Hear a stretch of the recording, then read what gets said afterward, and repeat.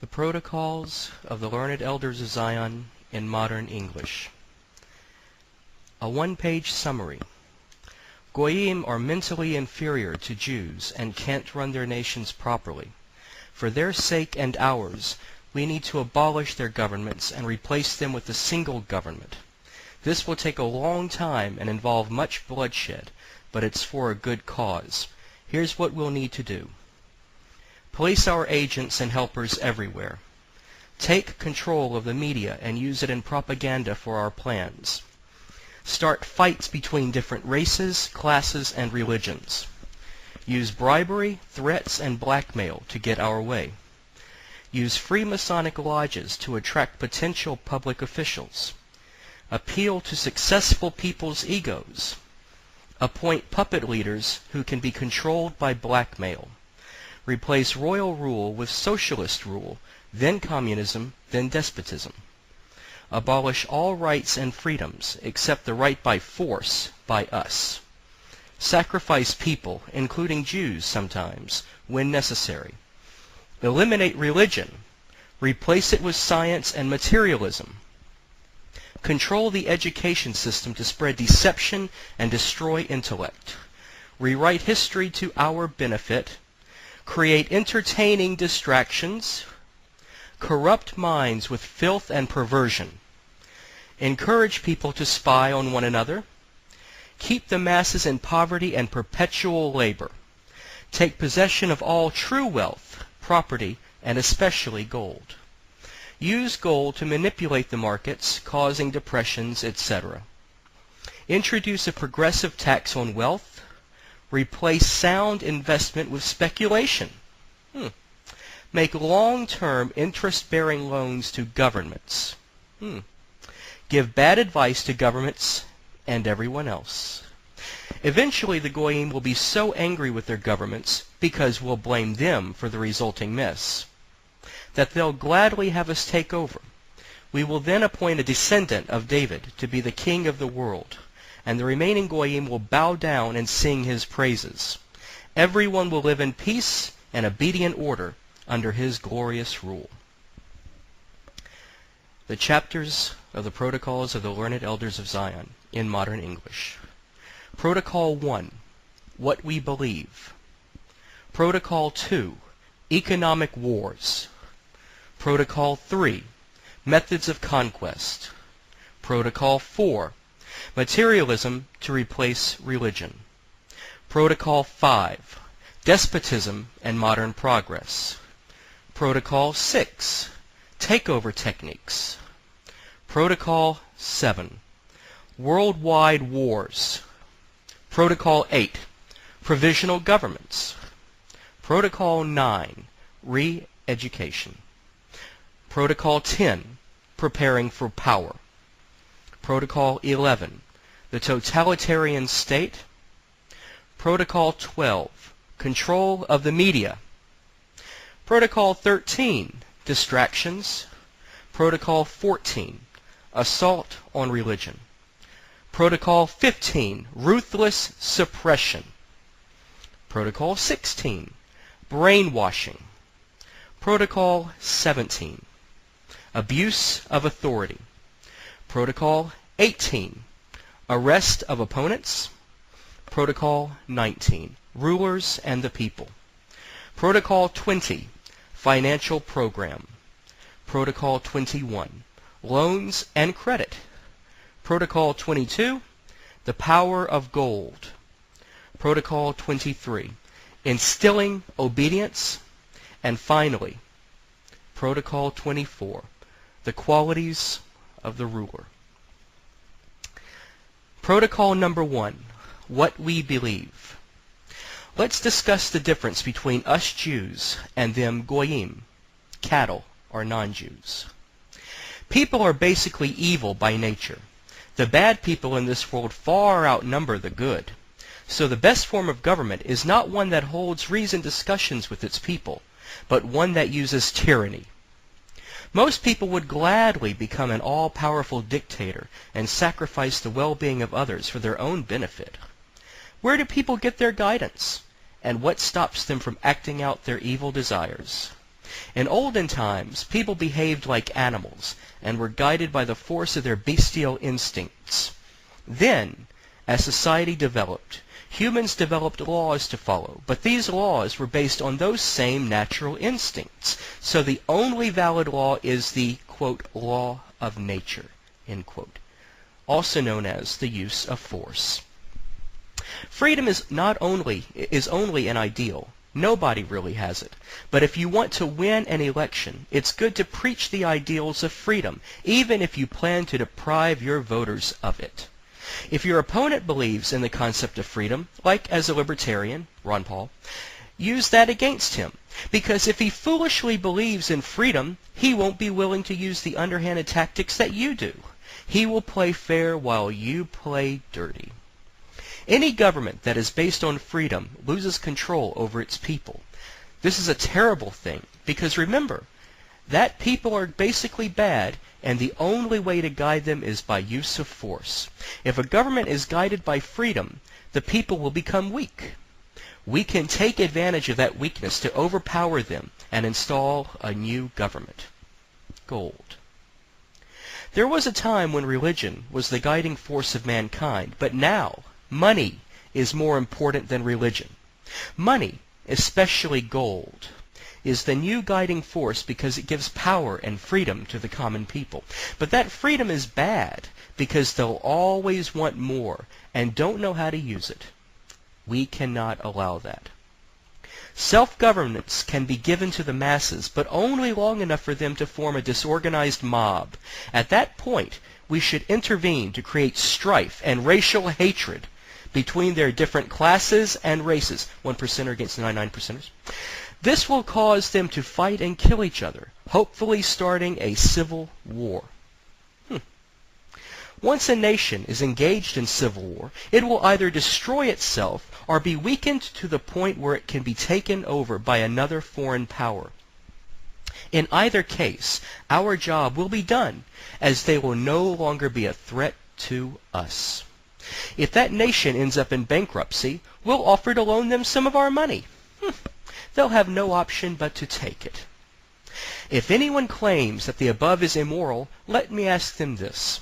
Suppose a nation has two enemies, an external enemy, which is a neighboring nation, and an internal enemy represented by political rivals who might try to overthrow the nation from within. Well, if it is acceptable to destroy the other nation without any regard to morals, then why should it not also be acceptable to destroy the internal enemy? After all, it's the more dangerous of the two, and the more likely to succeed in destroying the society. Who in their right mind could expect to govern the people by the use of reasoned debate? Because those people who are really quite stupid when compared to you, the Jews, could then counter your arguments with their own silly arguments, and then you'd have to keep debating them. You'd get nowhere. The people who make up society, the voters, are lame-brained numbskulls who never achieve anything. Useless eaters. They spend their time following astrology charts and football. They obviously cannot think logically. In fact, the only time that they agree on anything is when we trick the majority of them into believing something. So, they may as well just let us do our job of ruling them. Otherwise, the whole nation will erupt into anarchy. Politics has nothing to do with morals. Anyone who tries to govern according to morals is a moron and unsuitable for office. A true politician must resort to cunning and lies if he expects to get anywhere. Great qualities such as honesty and integrity are a burden for any ruler. Anyone in politics who decides to start behaving like this, their career will be over long before they know it. Most goyim believe that their rulers should have these qualities, but of course, we Jews know better. Might is right. There is a commonly held belief that all people are born with rights, meaning that they should be allowed to do or have certain things in life, regardless of who they are. But there is no way of proving this. What is invisibly? Then when it has gained enough strength, we can unleash it, and it will be unstoppable because no one will be prepared for it. We need to do a lot of evil things in order to gain power, but that's okay. Because once we have power over everything, then we can use it for good things, like running the nations properly and efficiently. We could never do that if we gave people the freedoms that they believe that they should have. The end justifies the means. So let's put aside moral issues and focus on the end result. We have a good long-range plan here, and we cannot afford to deviate from it. Otherwise, all of our work over the centuries will have been for nothing. In order to plan our actions effectively, we must take into account that the common people are an incoherent mob of blubbering idiots who can't even look after themselves. These people are blind, senseless, and have no ability to reason. In fact, they'll get suckered in by anyone. While the majority of them are total nincompoops that would follow one another over a cliff top, as they have no leadership skills, occasionally one might emerge who appears to have some degree of intelligence. However, even these people do not understand how to lead, and if you let them, they would bring an entire nation to ruin. Only someone trained from childhood to serve as a leader can truly understand politics. People left to look after themselves will be brought to ruin. That's because their leaders who emerge from amongst them are only interested in power and glory. Is it possible for these people to put aside their self-interest and manage the affairs of nations? Like, can they defend themselves from an external enemy? No way, we say. When a project of that scale is divided up among the most dim-witted members of that society, it becomes unintelligible to them. We are despots. Only a despotic ruler can effectively carry out large operations and distribute all the necessary resources to the various departments so that important plans can be executed. From this, we conclude that the most effective government is one that concentrates all of its power into the hands of a single responsible person. Without absolute despotism, there is no way to guide the masses, and civilization will collapse. They are savage barbarians and behave like that at every opportunity given to them. The moment the people gain freedom, it quickly turns into anarchy, which is just simple savagery. Notice that when people are given freedoms, they use it to drink themselves senseless and behave like animals. We ourselves should avoid behaving like that. Goyim are always drinking alcohol or thinking about doing so. We caused this to happen by using our many agents to promote it as part of their culture. It increased immorality and makes their youth stupid and pliable. We have agents placed everywhere, occupying many positions throughout society, such as tutors, lackeys, governesses in the houses of the wealthy, by clerks and others. We also have a lot of women agents acting as prostitutes who assist in the corruption process. Our modus operandi is simple. Force and make-believe. Only force gives you power, especially in the hands of a smooth talker. Violence and deception must be the rule of any politician who wants to remain in power. This may be considered evil, but please remember, evil is justified when it is used to achieve good. Therefore, we must not stop at bribery, deceit, and treachery if they can help us attain our end goal. In politics, we must know how to seize the property of others without hesitation if it allows us to gain full power over them. We may need to wage many wars in order to achieve our ultimate peace. Between wars, we can replace the horrors of wars by less noticeable and more satisfactory sentences of death. This is necessary to maintain terror in the populace, which leads then to blind submission. A just but merciless penal system is the greatest strength of the state.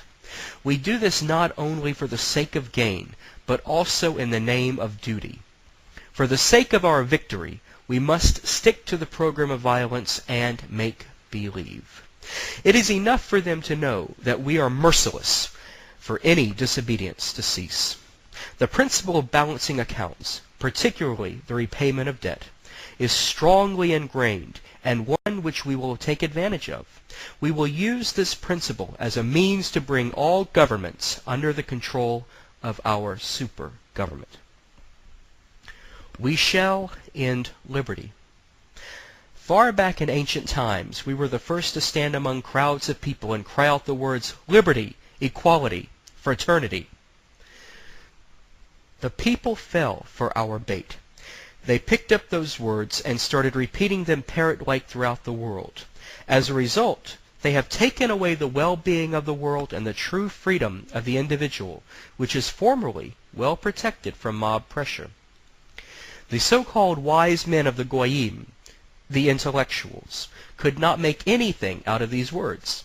They just cannot see that in nature there is no equality or freedom, that nature herself has established inequality of minds, characters, and capacities.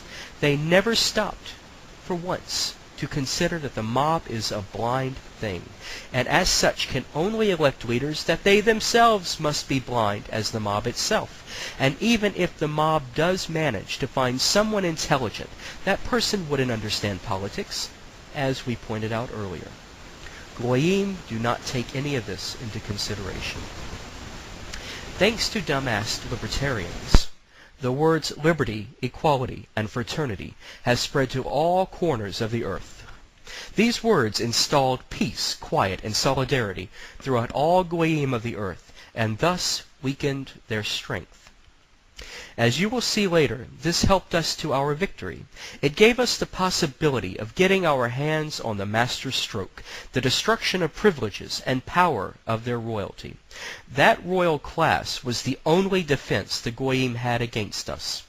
On the ruins of the eternal and air-based aristocracy of the Goyim, we have set up the aristocracy of our educated class, headed by the aristocracy of money. The entry qualifications to this aristocracy are based on wealth, which is dependent upon us, the money changers, and on knowledge, which also comes from us, especially from our learned elders who have provided such inspiration.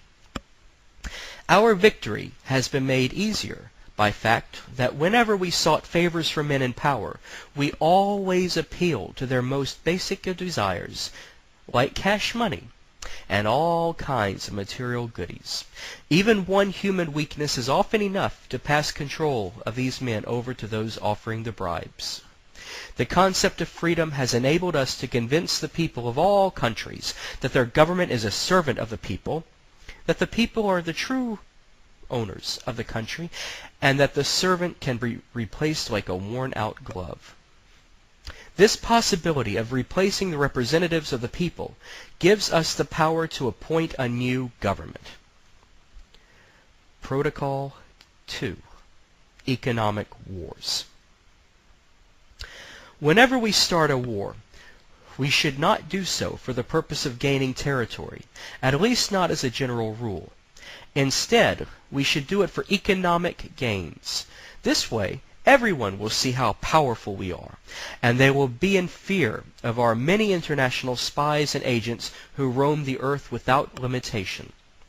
National rights will then be wiped out by our international rights, which are the proper sense of right, the right of force. We will then rule the nations in the same way that the nations rule their citizens. The people chosen by us to act as rulers of a nation will not be those trained in the art of leadership. Instead, we'll select them based on their capacity to take orders. They'll be puppets under the control of smart men who will be their advisors, specialists bred and reared from early childhood to rule the affairs of the whole world. As you well know, these specialists of ours have been trained to get the information they need from our political plans, from the lessons of history, and from observations made of current events. The Goyim are not guided by observations of history, but by theories on how the world is supposed to work. They do not bother to check whether these theories are true or not. So do not trouble yourself with them. Let them amuse themselves until the final hour strikes, and their utopian beliefs and entertainments or on the memories of all that they have enjoyed. Let them organize their beliefs around scientific theories. We are constantly using our media to encourage Goyim to have blind confidence in these theories. The intellectuals of the Goyim will fill their minds with this scientific knowledge without questioning its validity or usefulness. Our agent specialists have carefully determined what type of knowledge the intellectuals receive, and in this way we can steer their minds in the directions that we want. Destructive education. Do not suppose for one moment that these statements are empty words. Think carefully of the successes that we have arranged for Darwinism, Marxism, Nietzscheism. To us Jews, it should be obvious to see how destructive these ideologies have been upon the minds of the Goyim. It is vital that we take into account the thoughts, characters, and cultural tendencies of the nations in order that we avoid making mistakes in the takeover of their political and administrative affairs. In order for us to succeed, we must adjust our methods to accommodate for the cultural and regional differences of nations. Similarly, if a culture should change over time, we must change our methods to suit. The media has a great influence on people's thoughts. It was previously in the hands of sovereign governments, but it is now under our control. Our media's role is to convince people that our plans are important and to allow them to express some dissatisfaction, which will help create discontent. The media can be a powerful force for freedom of speech, but Goyim do not know how to use this force, so it always will fall into our hands. Through the media, we have gained the power of influence while remaining invisible. Thanks to the media, we now have the gold in our hands. Mind you, we also needed this to use an awful lot of violence and underhanded tactics to achieve this. But it was worth it, even though we had to sacrifice many of our own people. Because, after all, in the eyes of our God, one Jew is worth 1,000 Goyim. Protocol 3. Methods of Conquest. I have some good news. We're only a few steps away from achieving our goal. There's a small way to go, but when we get there, we'll have achieved the closing of our symbolic snake. This snake represents the spreading of our people across Europe. When the snake closes into a loop, the whole of Europe will be locked into its constricting coils. European Union. The constitutions of the various nations will soon break down. We have designed them with a certain lack of accurate balance, such that their component versus grind against each other to the point where the whole constitution falls apart. Goyim are under the impression that those verses are welded strongly together, and any discrepancies between them should balance out over time. But their monarchs, who might enforce that welding, are surrounded by representatives who play the role of fools, lusting for uncontrol and irresistible power. The monarchs owe their power to the terror that has breathed into their palaces. As they no longer have direct access to their people, the kings on their thrones are not able to come to terms with them and cannot strengthen themselves against those who seek to take their power. We have created a rift between the far-sighted sovereign power and the blind force of the people, such that both have lost their effectiveness. For like the blind man and his stick, they are powerless when they are separated. In order to incite those who seek power to misuse that power, we have caused all political forces to turn against one another. This breaks up their libertarian desires towards seeking independence. To this end, we have stirred up every political, social, and minority group. We have armed all sides. We have labeled authority as a target for every ambition. We have turned parliaments into gladiatorial arenas where many confused issues brawl. With a bit more of this, disorders and bankruptcy will be universal across this planet. Parliaments and administrative boards have been turned into oratorical contests of inexhaustible blabbers. Unscrupulous journalists descend upon executive officials daily. Abuses of power will be the final touch in preparing all institutions for their overthrow. Everything will then fall to pieces under the attacks of the angry mobs. Poverty is our weapon. Due to the ever-present threat of poverty, all people have been forced into working endlessly. They have been chained by slavery and serfdom. Well, perhaps they could save enough money to escape from their daily grind, but they would never have enough to afford what they truly want. We included some rights for the people into the Constitution which are fictitious and are not actual rights. All these so-called people's rights can exist only as an idea which can never be realized in practical life. How does it help the low-class laborer if people are given freedom of speech but only use it to babble? Or if journalists have the right to scribble any nonsense side by side with good works? The laborer gains nothing from this because he still must work, such as before. He gains nothing from the Constitution other than the few pitiful crumbs which we fling at him from our tables in exchange for his voting in favor of what we dictate, in favor of the men whom we place in power, who are the servants of our specialist agents. Constitutional rights for a poor man are no more than a bitter piece of irony, because the fact that he must toil almost all day gives him no time to use them.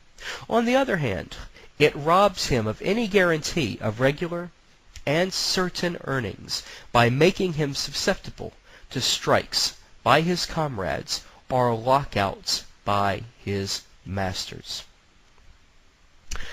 We support communism. The people under our guidance have annihilated their aristocracy, who were their one and only defense and foster mother, who could have worked for the sake of the people's advantage, and who were inseparably bound with the well-being of the people.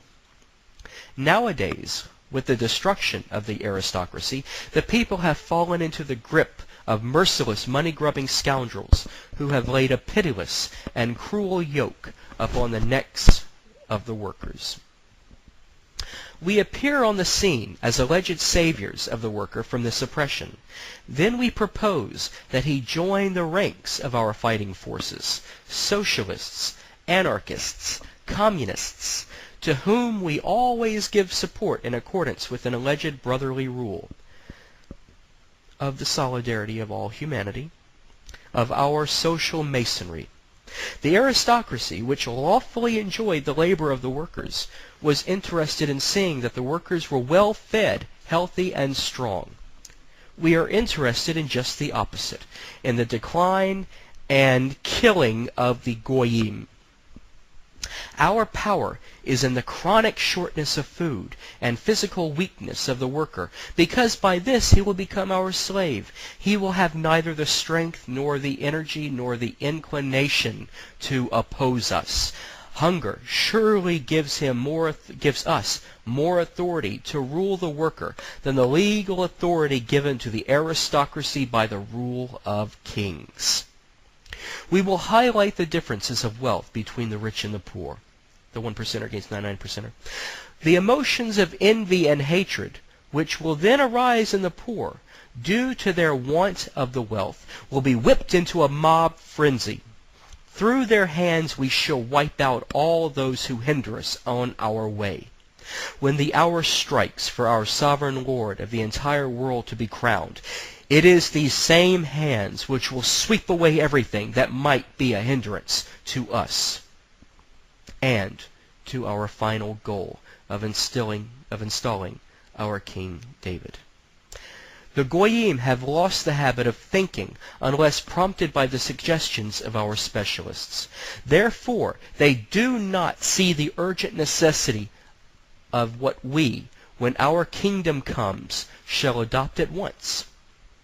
Namely, that it is essential to teach in national schools across the world one simple, true piece of knowledge, the basis of all knowledge, and the knowledge of the structure of human life, which is this: social existence requires division of labor, and consequently the division of men into classes and conditions.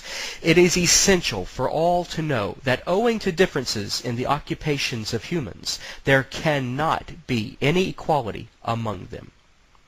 Someone that commits an act that compromises a whole class cannot be held as equally responsible before the law as compared to someone who affects only himself.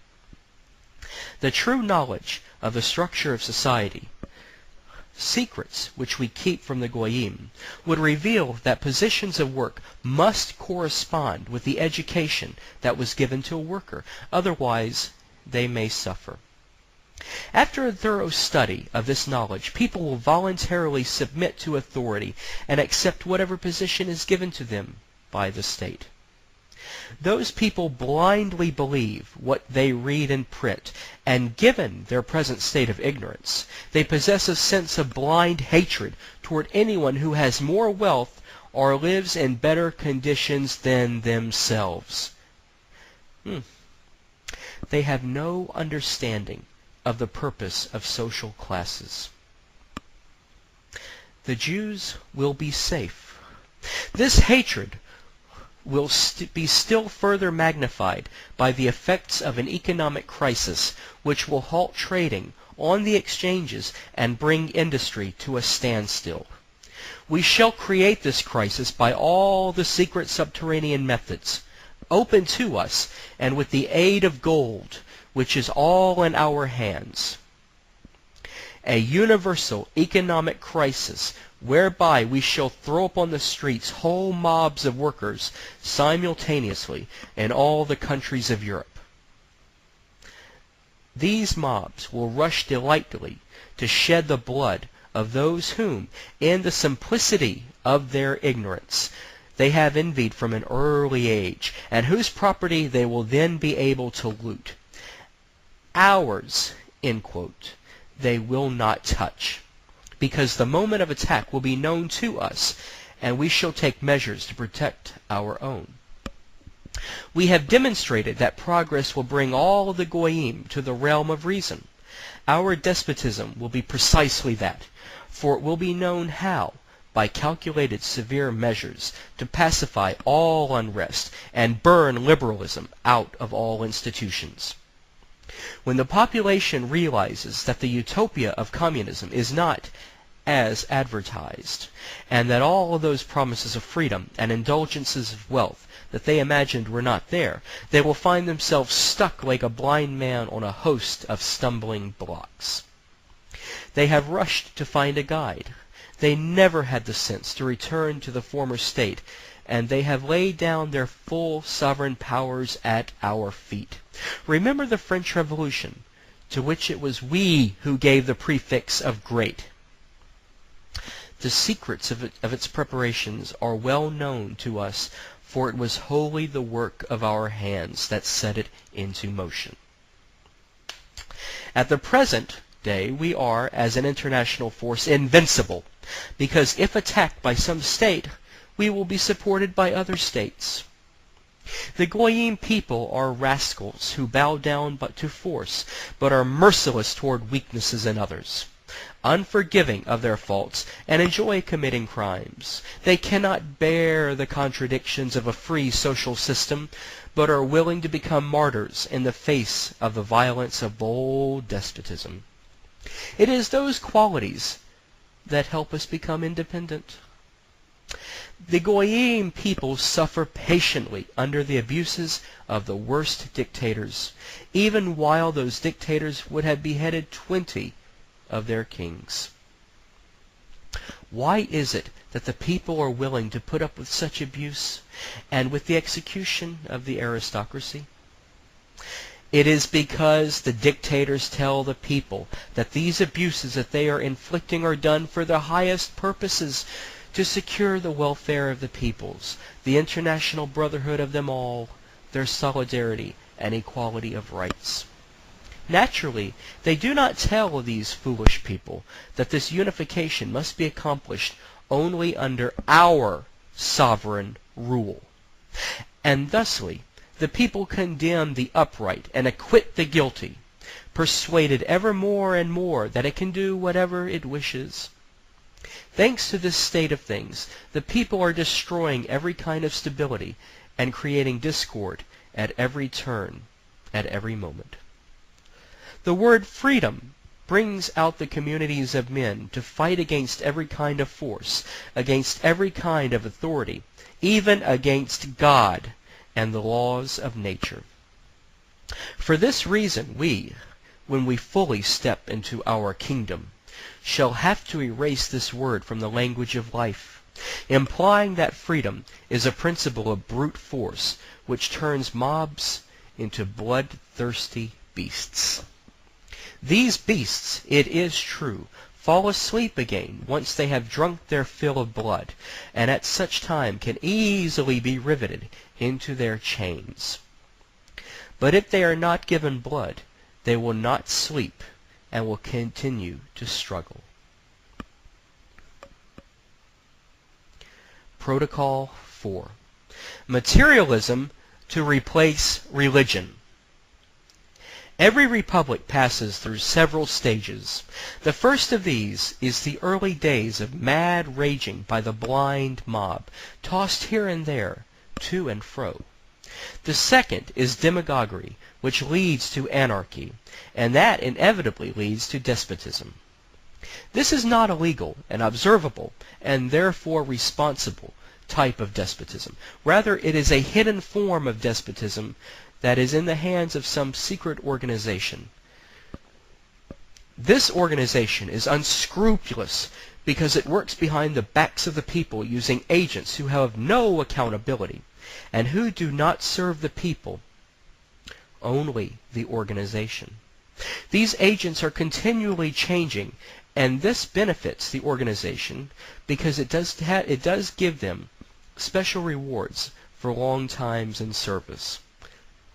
Who or what has the ability to overthrow an invisible force? Because that is precisely what our force is. Gentile-based Freemasonry serves as a smoke screen for us and our plans. But the plan of action of our force, even its very existence, remains an unknown mystery to the ignorant masses. We shall destroy God.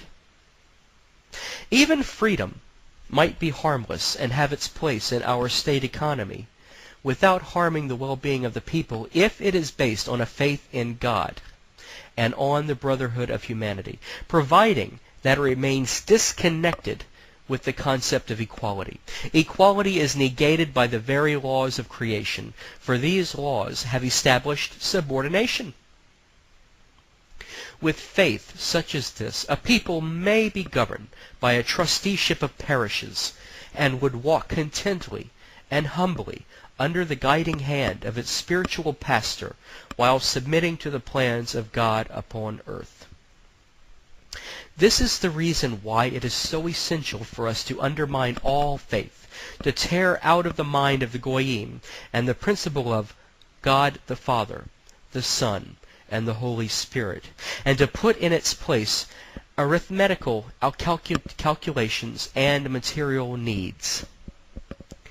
In order to give the Goyim no time to think and notice what is happening to them, their minds must be diverted towards industry and trade. Thus, all the nations will be swallowed up in the pursuit of gain, and, in the race for it, they will not notice their common enemy. But again, in order that freedom may once and for all disintegrate and ruin the communities of the Goyim, we must put industry on a speculative basis. The result of this will be that the wealth which is mined from the earth will not be invested in productive industry, no, but will pass to institutions that deal in speculation, financial gambling as it is, which are under our complete control and ownership. The intensified struggle for superiority and the shocks delivered to economic life will create, no, have already created, disenchanted, cold, and heartless communities and corporations. Such communities will lose interest in and foster strong aversion towards sound political management and religion. Their only guide will be that of monetary gain, gold, which they will erect onto a bona fide cult for the sake of those material delights which it can give. Then a day of reckoning will come when, not for the sake of righteousness, not even to win wealth, but solely out of hatred towards those privileged, the lower classes of the Goyim will follow our lead and rise against our rivals for power, the intellectuals of the Goyim. Protocol number 5. Despotism and modern progress. What form of administrative rule can be given to communities in which corruption has penetrated everywhere? Communities where riches are obtained only by the clever surprise tactics of con artists, where looseness reigns, where morality is maintained not by voluntarily accepted principles, but by harsh laws and strong enforcement, where feelings towards religion and country are obligated only by fashionable persuasions. What form of rule is to be given to these communities other than that of despotism, which I shall describe to you later? We shall create a strong central government in order to gain a stranglehold on those communities. We shall thoroughly regulate all aspects of the public life of our subjects with new laws.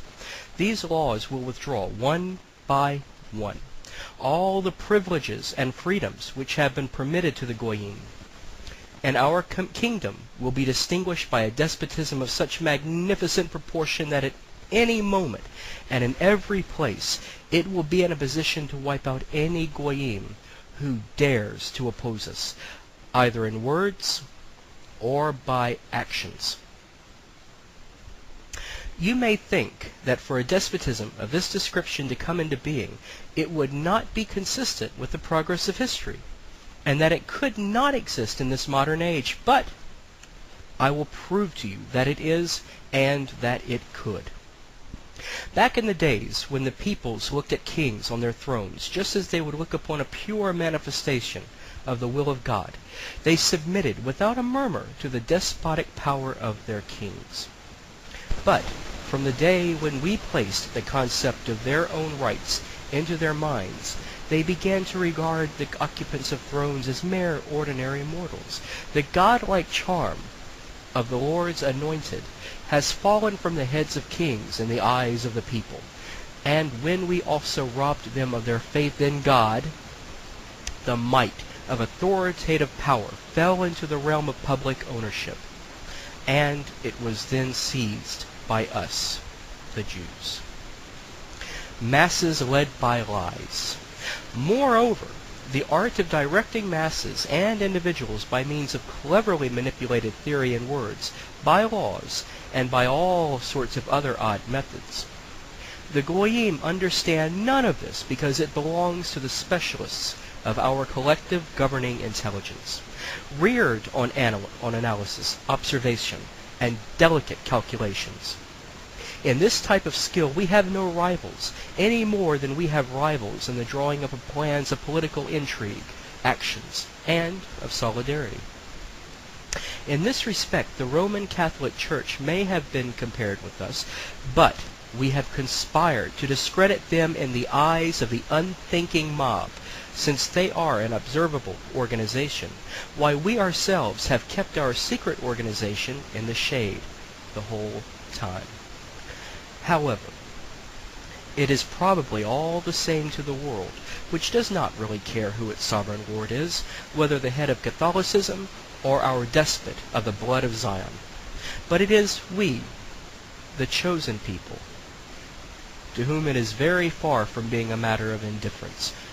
For a time, perhaps, we might be successfully dealt with by a coalition of the goyim of the entire world, but we are protected from this danger by the discord existing amongst them.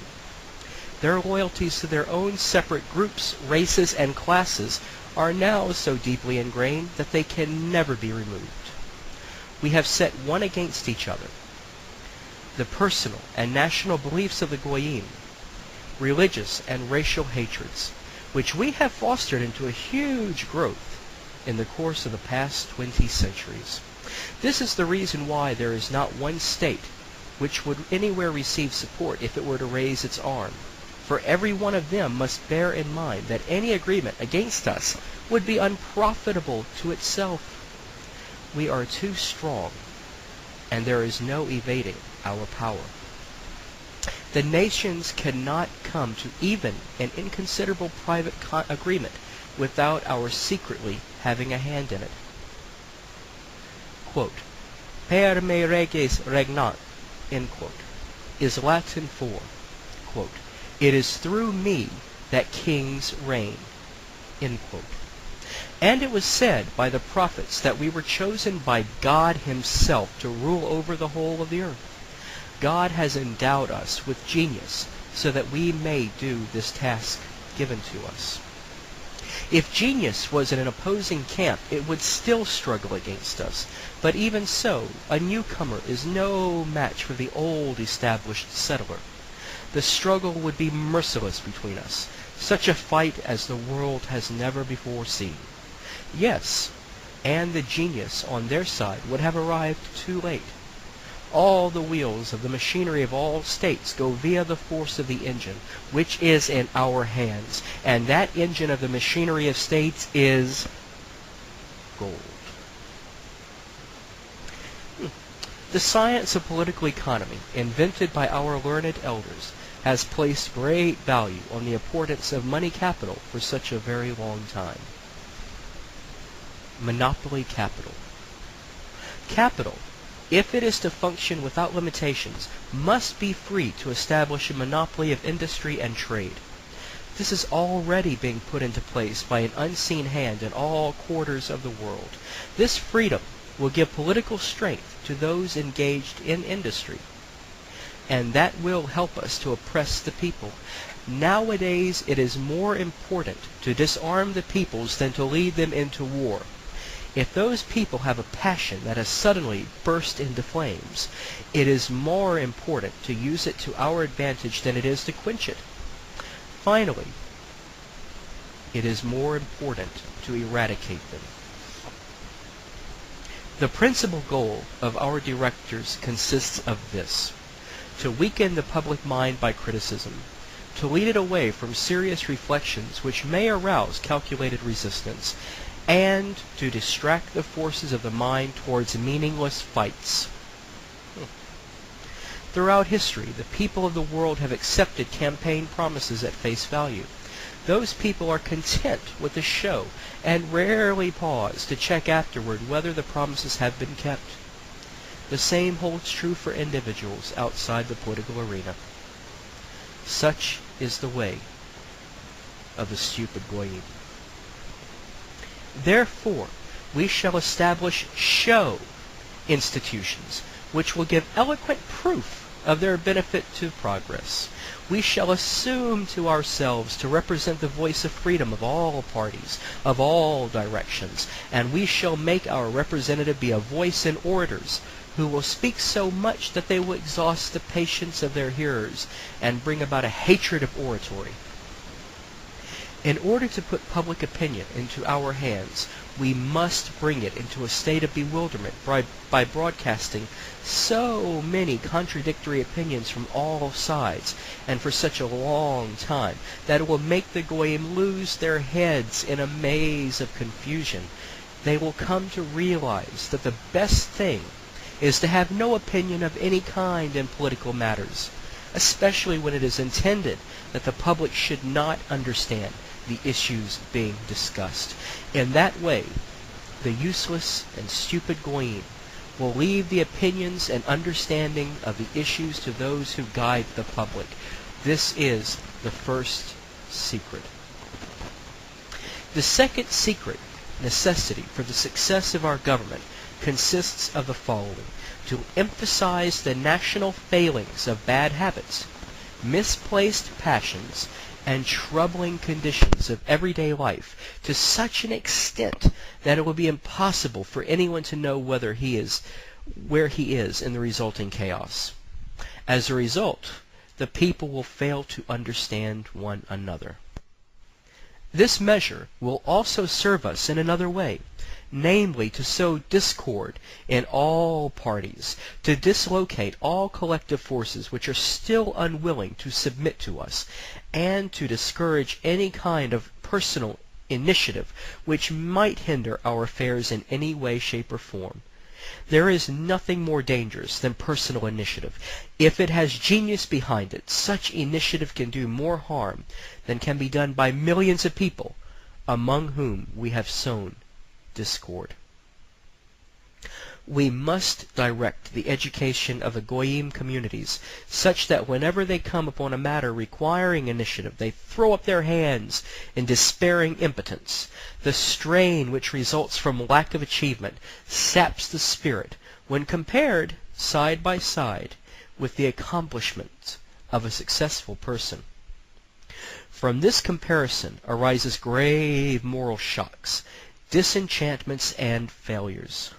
By all these means we shall so wear down the Goyim that they will be compelled to offer us international power of a nature that by its position will enable us without any violence gradually to absorb all the state forces of the world and to form a super government, our new world order. In place of the rulers of today, we shall set up a monstrosity called the Super Government Administration.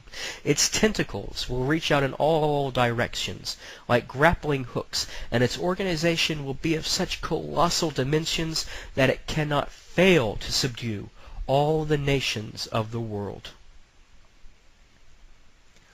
Protocol 6. Takeover Technique. We shall soon begin to establish huge monopolies, reservoirs of colossal riches, upon which even large fortunes of the Goyim will depend to such an extent that they will go to the bottom, together with the credit of the state on the day after the political crash. You gentlemen here that are economists, just make an estimate of the significance of this combination. In every possible way we must show the importance of our super government by presenting it as a protector and benefactor of all those who voluntarily submit to us. The aristocracy of the Goyim as a political force is dead. We need not take it into account, but as landed proprietors they can still be harmful to us from the fact that they are self-sufficient in their resources upon which they live. It is essential, therefore, for us at whatever cost to deprive them of their land. This object will be best attained by increasing the burdens upon landed property, by loading lands with debt, for instance. These measures will reduce land ownership and keep it in a state of humble and unconditional submission. The aristocrats of the Goyim, being incapable of contenting themselves with little, due to their upbringing, will rapidly burn up and fizzle out. We shall enslave Gentiles. At the same time, we must intensively promote trade and industry, but firstly and foremostly speculation. The part played by speculation is to suppress industry. The absence of speculative industry will multiply capital in private hands and will serve to restore agriculture by freeing the land from the debts of the banks. What we want is that industry should drain both labor and capital from the land, taken by means of speculation, transfer all the money of the world into our hands, and thereby throw all the Goyim into the ranks of the working class. Then, and only then, will the Goyim bow down before us, if for no other reason but to get the very right to exist. To complete the ruin of the industry of the Goyim, which we shall bring to the assistance of the speculation, the luxury which we have encouraged amongst the Goyim, that greedy demand for luxury which is swallowing up everything. We shall raise the rate of wages. However, this will not bring any advantage to the workers, because at the same time we shall also cause a rise in prices of items that are essential to life. We shall claim that these increases were caused by a decline in agriculture and cattle breeding. We shall, craftily and thoroughly, further undermine sources of production by accustoming the workers to anarchy and to drunkenness. Additionally, we shall take all measures to uproot all the educated forces of the Goyim from the face of the earth.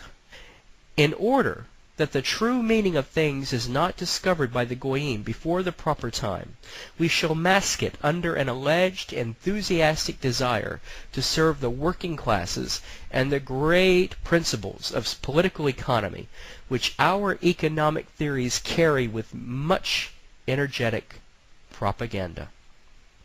Protocol 7. Worldwide Wars. The increase in size of the military, political forces, and of their armaments are all essential for the completion of the above plans. The situation we need to arrive at is that the populations of the world's nations consist of only 1. Ourselves, 2. The masses of the working class, 3. A few non-Jewish millionaires devoted to our interests, and 4. Police and soldiers. Throughout all of Europe and countries that have relations with Europe, and in other continents as well, we must create unrest, disagreement, and open hostility. This gives us a double advantage. Firstly, it deters countries from acting against us, for they will know that we have the power to create disorders or to restore order whenever we like. Occupy movement. All these countries will see us as an unavoidable force of authority. Secondly, if we threaten to withdraw or muddle up our existing arrangements with these countries, this would also create havoc and chaos. You see, over many years we have inserted ourselves into the administrative machinery of their cabinets, making them vitally dependent upon us Jews. In order to infiltrate in this manner, we must involve ourselves in matters like economic treaties or loan obligations.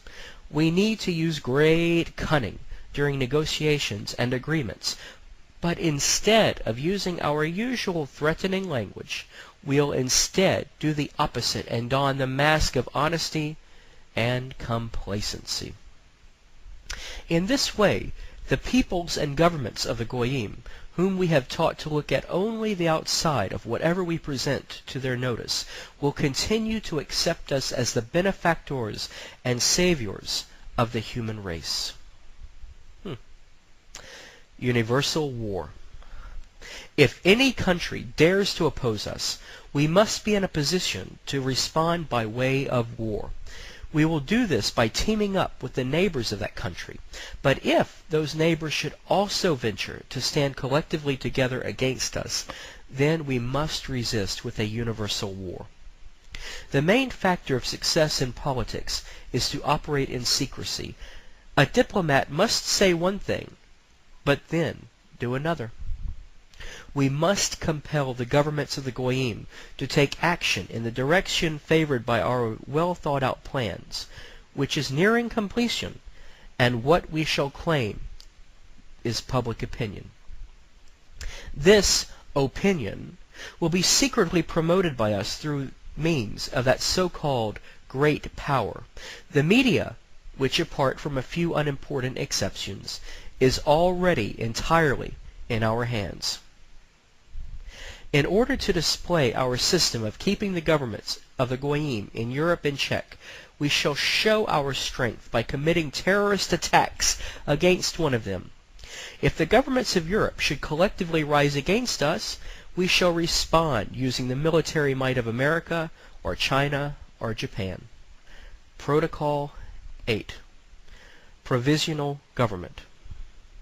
We must arm ourselves with all the weapons which our opponents might use against us. We need to make our actions look valid and proper from a legal viewpoint. Occasionally, we'll pronounce judgments that might appear biased or unjust, so we need to brush up on our legal poetry to make our arguments sound convincing, because it's important that we get our judgments passed. NDAA, SOPA, NAFTA, Patriot Act, etc., etc. We will use expressions that sound like the most exalted moral principles converted into a legal form. Our directors must surround themselves with everyone that they need to do their work. They will surround themselves with publicists, practical jurists, administrators, diplomats, and finally, with persons prepared by a special super-education training in our special schools. These persons will have a clear understanding of the secrets of how society works. They will understand the special language of politics and how that language can be manipulated. They will be made acquainted with the whole underside of human nature, with all of its weaknesses and sensitive chords upon which they will need to play.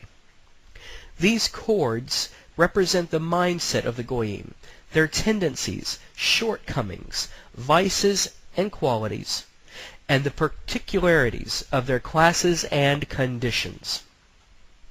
Needless to say that the talented assistants of authority of whom I speak will not be selected from amongst the Goyim, who are accustomed to doing their administrative work without ever troubling themselves to think about what it is for or why it is needed. The administrators of the Goyim sign papers without reading them. These administrators serve us either for their pay or for personal ambition. We shall surround our government with a whole world of economists.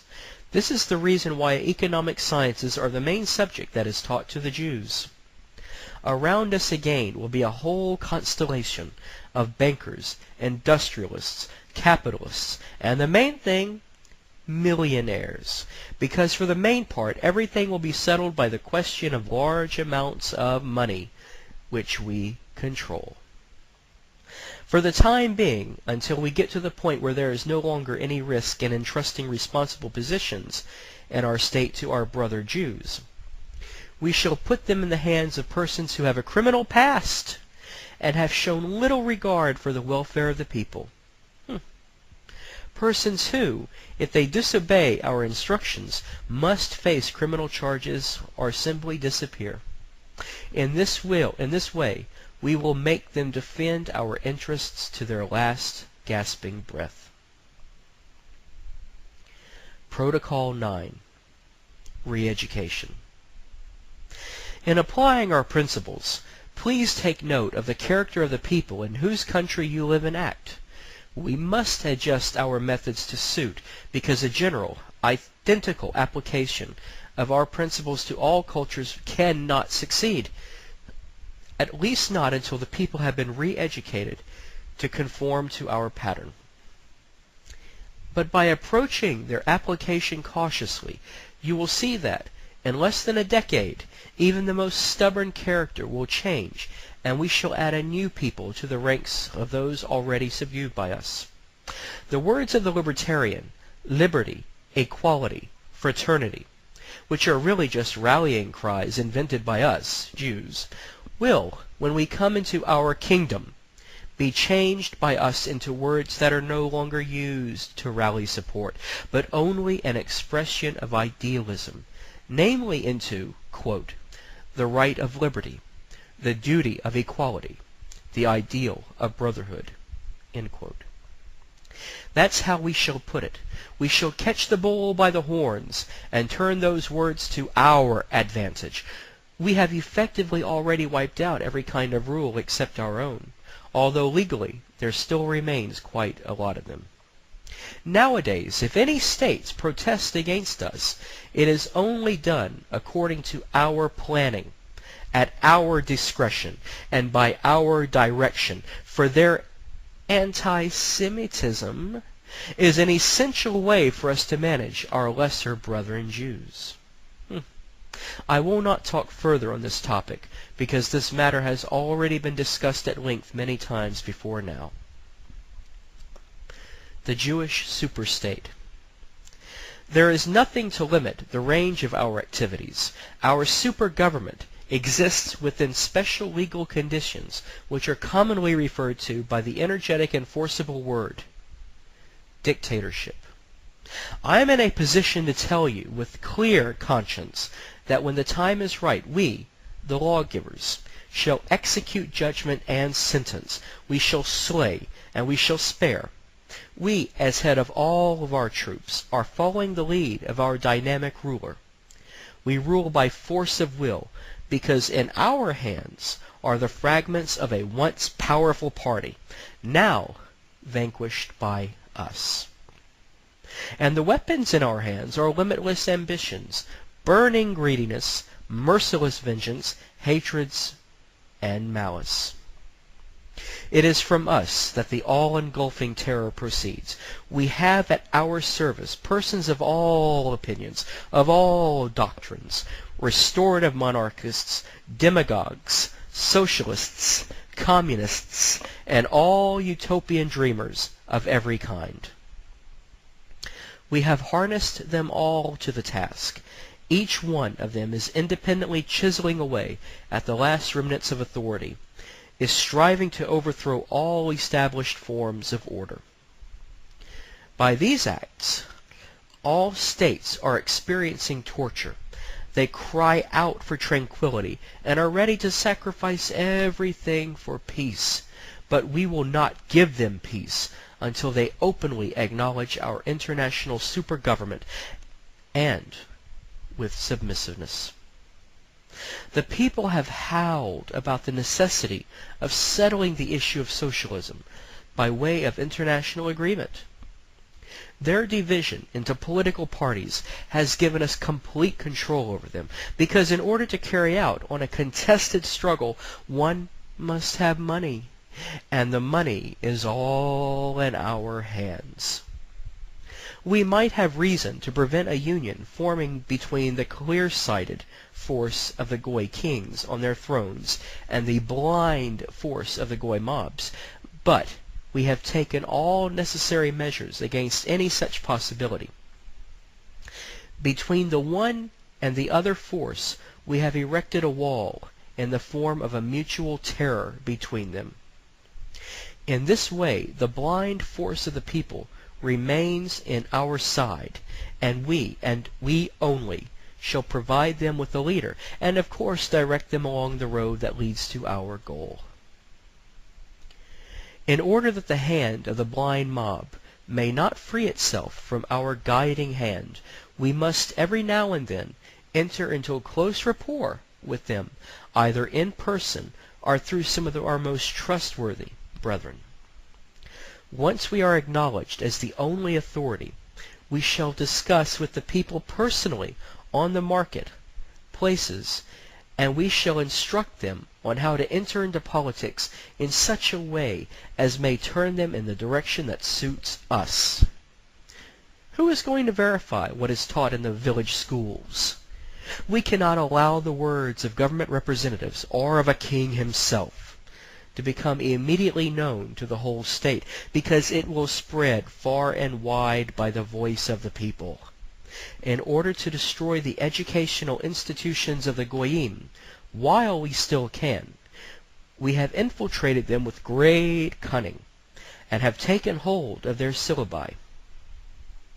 Their syllabi were once laid out in careful consideration, but we have replaced them by the chaotic ideas of liberalism. We have gotten our hands into the administration of the law, into the conduct of elections, into the press, into liberty of the person, but principally into education and training as being the cornerstones of a free existence. Christian youth destroyed. We have fooled bemused, and corrupted the youth of the Goyim by rearing them in principles and theories which are known to us to be false. And we have taught this through repetition. We have taken the existing laws and have twisted them into contradictions of interpretations without substantially altering them. Doing this has produced wonderful results. These results are that these laws were effectively destroyed owing to the fact that the interpretations of the law masked the intent of the law. Eventually, these interpretations entirely hid these laws from the eyes of the governments owing to the impossibility of making anything out of the tangled web of legislation. This is the origin of the theory of arbitration. You may say that the Goyim will rise up against us, guns in hand, if they guess what is going on before the time comes for our complete domination. But in the West, we have a maneuver against this of such appalling terror that would cause even the very hardest of hearts to convulse in fear. The undergrounds, those subterranean corridors which lie beneath the capitals, before the time comes, those capitals will be blown into the air with all their organizations and archives. Protocol 10. Preparing for power. Today, I begin with a repetition of what I said before now. And I beg you to bear in mind that governments and people are content with the outside appearances of their political process. And how indeed are the Goyim to see the deeper meanings of things when their representatives are mainly focused on enjoying themselves? For our policy, it is of the greatest importance to be aware of this fact. It will be of assistance to us when we come to consider how to delegate the proper authority in matters of property, of housing, of taxation, including the idea of concealed taxes, and of the automatic enforcement of those laws. All these questions are such that they should not be touched upon or debated directly in public. In cases where it is necessary to touch upon them, the details of those cases must not specifically be discussed. It must merely be declared that the principles of current law are acknowledged by us. The reason for keeping silent in this respect is that by not naming a principle, we leave ourselves some freedom to drop this or that out of it without attracting notice. If the principles of law we were supposed to be following were all categorically named, they would then appear to have been proven true. The mob cherishes a special affection and respect for the geniuses of political power, and accept all their deeds of violence with the admiring response, quote, "Unscrupulous? Well, yes, it is unscrupulous, but it's clever. A mischievous trick, if you like, but how craftily played, how magnificently done, what barefaced daring." End quote. Our goal, world power and domination. We depend upon attracting all nations to the task of building our new political structure. The project plan for this has been drawn up by us. This is why, before everything, it is absolutely essential for us to arm ourselves and to install in ourselves that absolutely reckless daring and unstoppable motivation which will break down all hindrances on our way.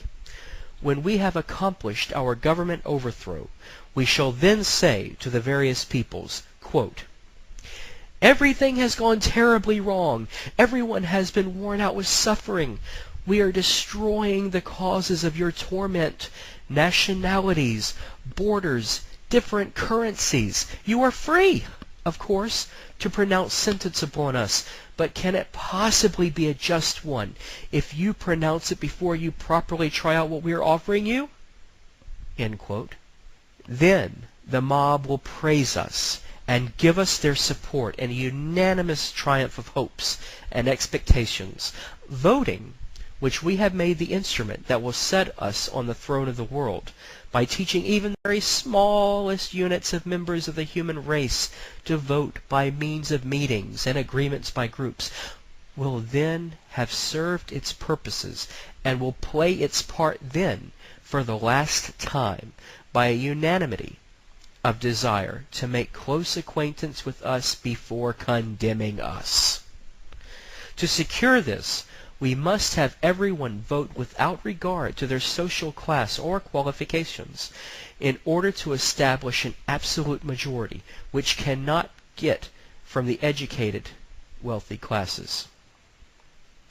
In this way, by impressing in all a sense of self-importance, we shall destroy among the Goyim the importance of the family and its educational value, and remove the possibility of individual minds splitting off, because you see the mob majority who is handled by us will not let them come to the front, nor even give them a hearing. It is accustomed to listening to us only, who pay it for obedience and attention.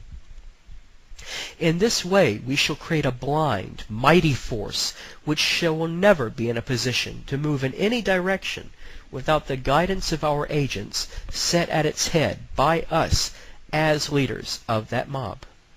The people will submit to this regime because it knows that it will depend upon these leaders for its earnings, gratifications, and the receipt of all kinds of benefits. A scheme of government should come ready-made from one brain, because it will never be quenched firmly if it is allowed to split into fractional parts in the minds of many. It is allowable, therefore, for us to have knowledge of the scheme of action, but not to discuss it lest we disturb its cunning, the interdependence of its component parts, and the practical force behind the secret meaning of each clause. To discuss and make alterations in this manner by means of much voting gives those alterations the appearance of having been arrived at by the process of logical and methodical reasoning, and any misunderstandings of these alterations will prevent the public from seeing into the next connected link of our scheme.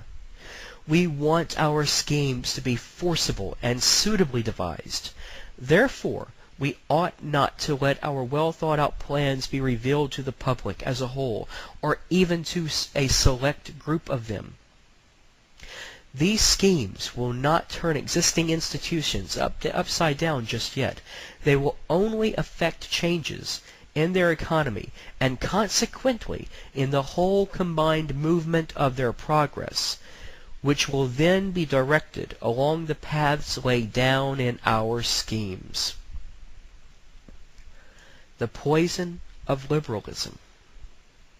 In each country there exists a group of governing bodies.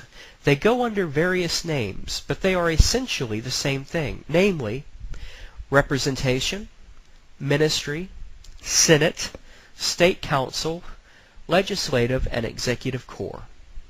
I needn't explain how these institutions relate to one another, because you are no doubtly aware of all of that. But take note of the fact that each of the above-named institutions corresponds to some important function of the state. And by important, I do not mean the institution itself, but its function. Example: it's not the institutions that are important, but it's their functions that are vital. These institutions have divided up among themselves all the functions of government, administrative, legislative, executive, and they operate together in much the same way as organs in the human body operate. If we injure one part of the machinery of state, the state falls sick, like a human body, and will eventually die. When we introduced into the state organism the poison of liberalism, its whole political complexion changed. States have been seized with a mortal illness, a blood poisoning. All that remains is to wait the end of their death agony. Liberalism produced constitutional states which took the place of what was the only safeguard of the goyim, namely monarchical despotism. And a constitution, as you well know, is nothing but a system of strife, misunderstandings, quarrels, disagreements, fruitless party agitations, party whims. In a word, a system of everything that serves to destroy the personality of state activity. The tribe of the talking heads has no less effectively than the press condemned the rulers to inactivity and impotence, and thereby render them useless and superfluous. And this is the reason why they have been removed from office in so many countries.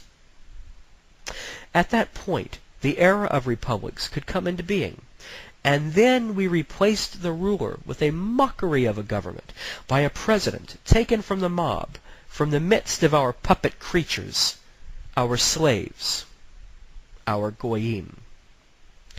This was the foundation of the time bomb which we placed under the goy people, or I should rather say, under the goy peoples. Soon we shall assign the duties of presidents. By that time, we shall be in a position to disregard the procedures normally required to accomplish our necessary tasks, because our impersonal puppet will be able to do it directly. What do we care if the ranks of those striving for power should be weakened? If a deadlock arises from the impossibility of finding presidents, a deadlock which will finally disorganize the country? In order that our scheme may produce this result, we shall arrange elections in favor of such presidents who have some dark, undiscovered disgrace in their past, some sinister secret.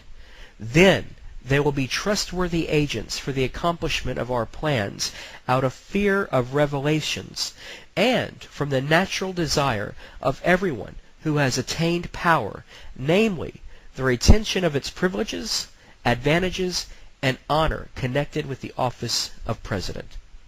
The Chamber of Deputies will provide cover for, will protect, and will elect presidents. But we shall take from it the right to propose new laws or make changes to existing laws, for this right will be given by us to the president, who is really just a puppet in the hands of the Jews.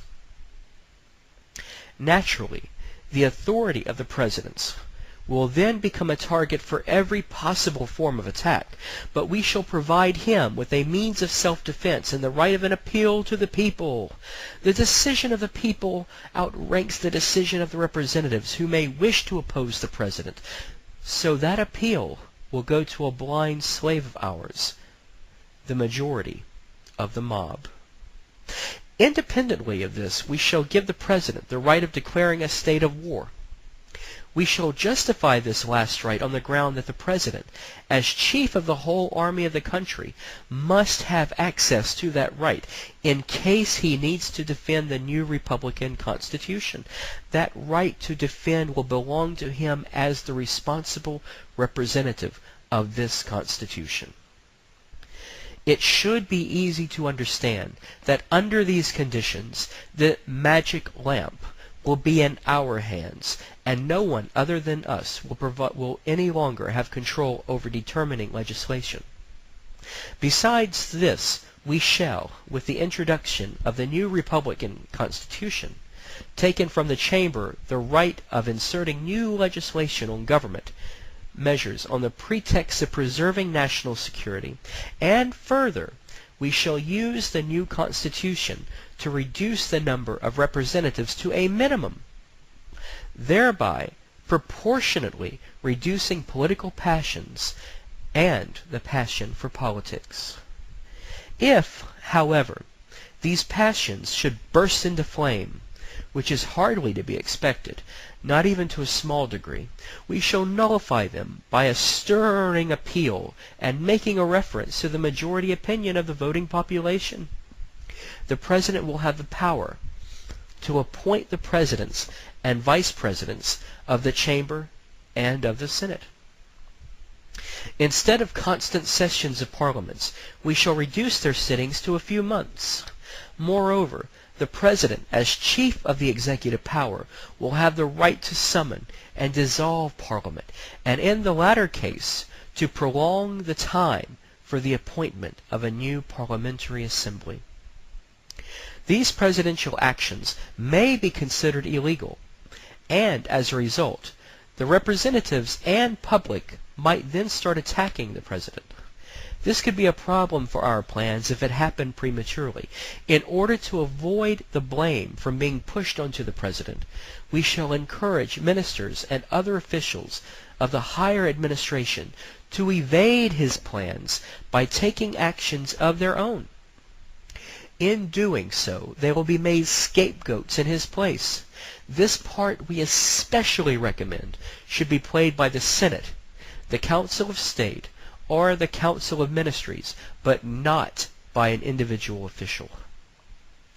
The President will, at our discretion, interpret the meaning of existing laws and point out that there are already various interpretations of them. He will further annul them when we indicate to him the necessity to do so. Besides this, he will have the right to propose temporary laws, executive orders, and even new departures in the government's constitutional working. The pretext both for doing these things will be the requirements for the supreme welfare of the state. We shall destroy. By these actions, we shall obtain the power of destroying the constitutions of the states. We shall do this by introducing into those constitutions, little by little, slowly by slowly, step by step, all those things which we have determined are our rights from the outset. This will cause an imperceptible abolition of every kind of constitution, and then the time will have come to turn every form of government into our despotism. The recognition of our despot may also come before the destruction of the Constitution. The moment for this recognition will come when the peoples, utterly wearied by the irregularities and incompetence, a matter which we shall have arranged for, will exclaim of their rulers, quote, "Away with them, and give us one king over all the earth, who will unite us and annihilate the causes of our disorders, frontiers, nationalities, religions, and state debts. Who will give us peace and quiet which we cannot find under our rulers and representatives?" End quote. But you yourselves know perfectly well that to produce the possibility of the expression of such wishes by all the nations, it is necessary to trouble the people's relations with their governments in all countries to such a degree that it will utterly exhaust humanity with dissension, hatred, struggle, envy, and even by the uses of torture, starvation, spreading of diseases, and or extreme poverty. As a result of all of this, the Goyim will see no other solution than to take refuge in our complete sovereignty, in our money, and in all else that we offer. But if we give the nations of the world a breathing space, the moment we long for is hardly ever likely to arrive. Protocol 11. The Totalitarian State. The State Council has been made a clear-cut example of the authority of the ruler. It will represent the show part of the legislative corps, who will be in charge of putting the laws and decrees into writing. This is now the program of the new Constitution. We shall make laws, rights and justice, 1. In the form of proposals to the legislative corps, 2. By decrees of the President under the guise of general regulations, 3. By orders of the Senate, 4. By resolutions of the State Council in the guise of ministerial orders, 5.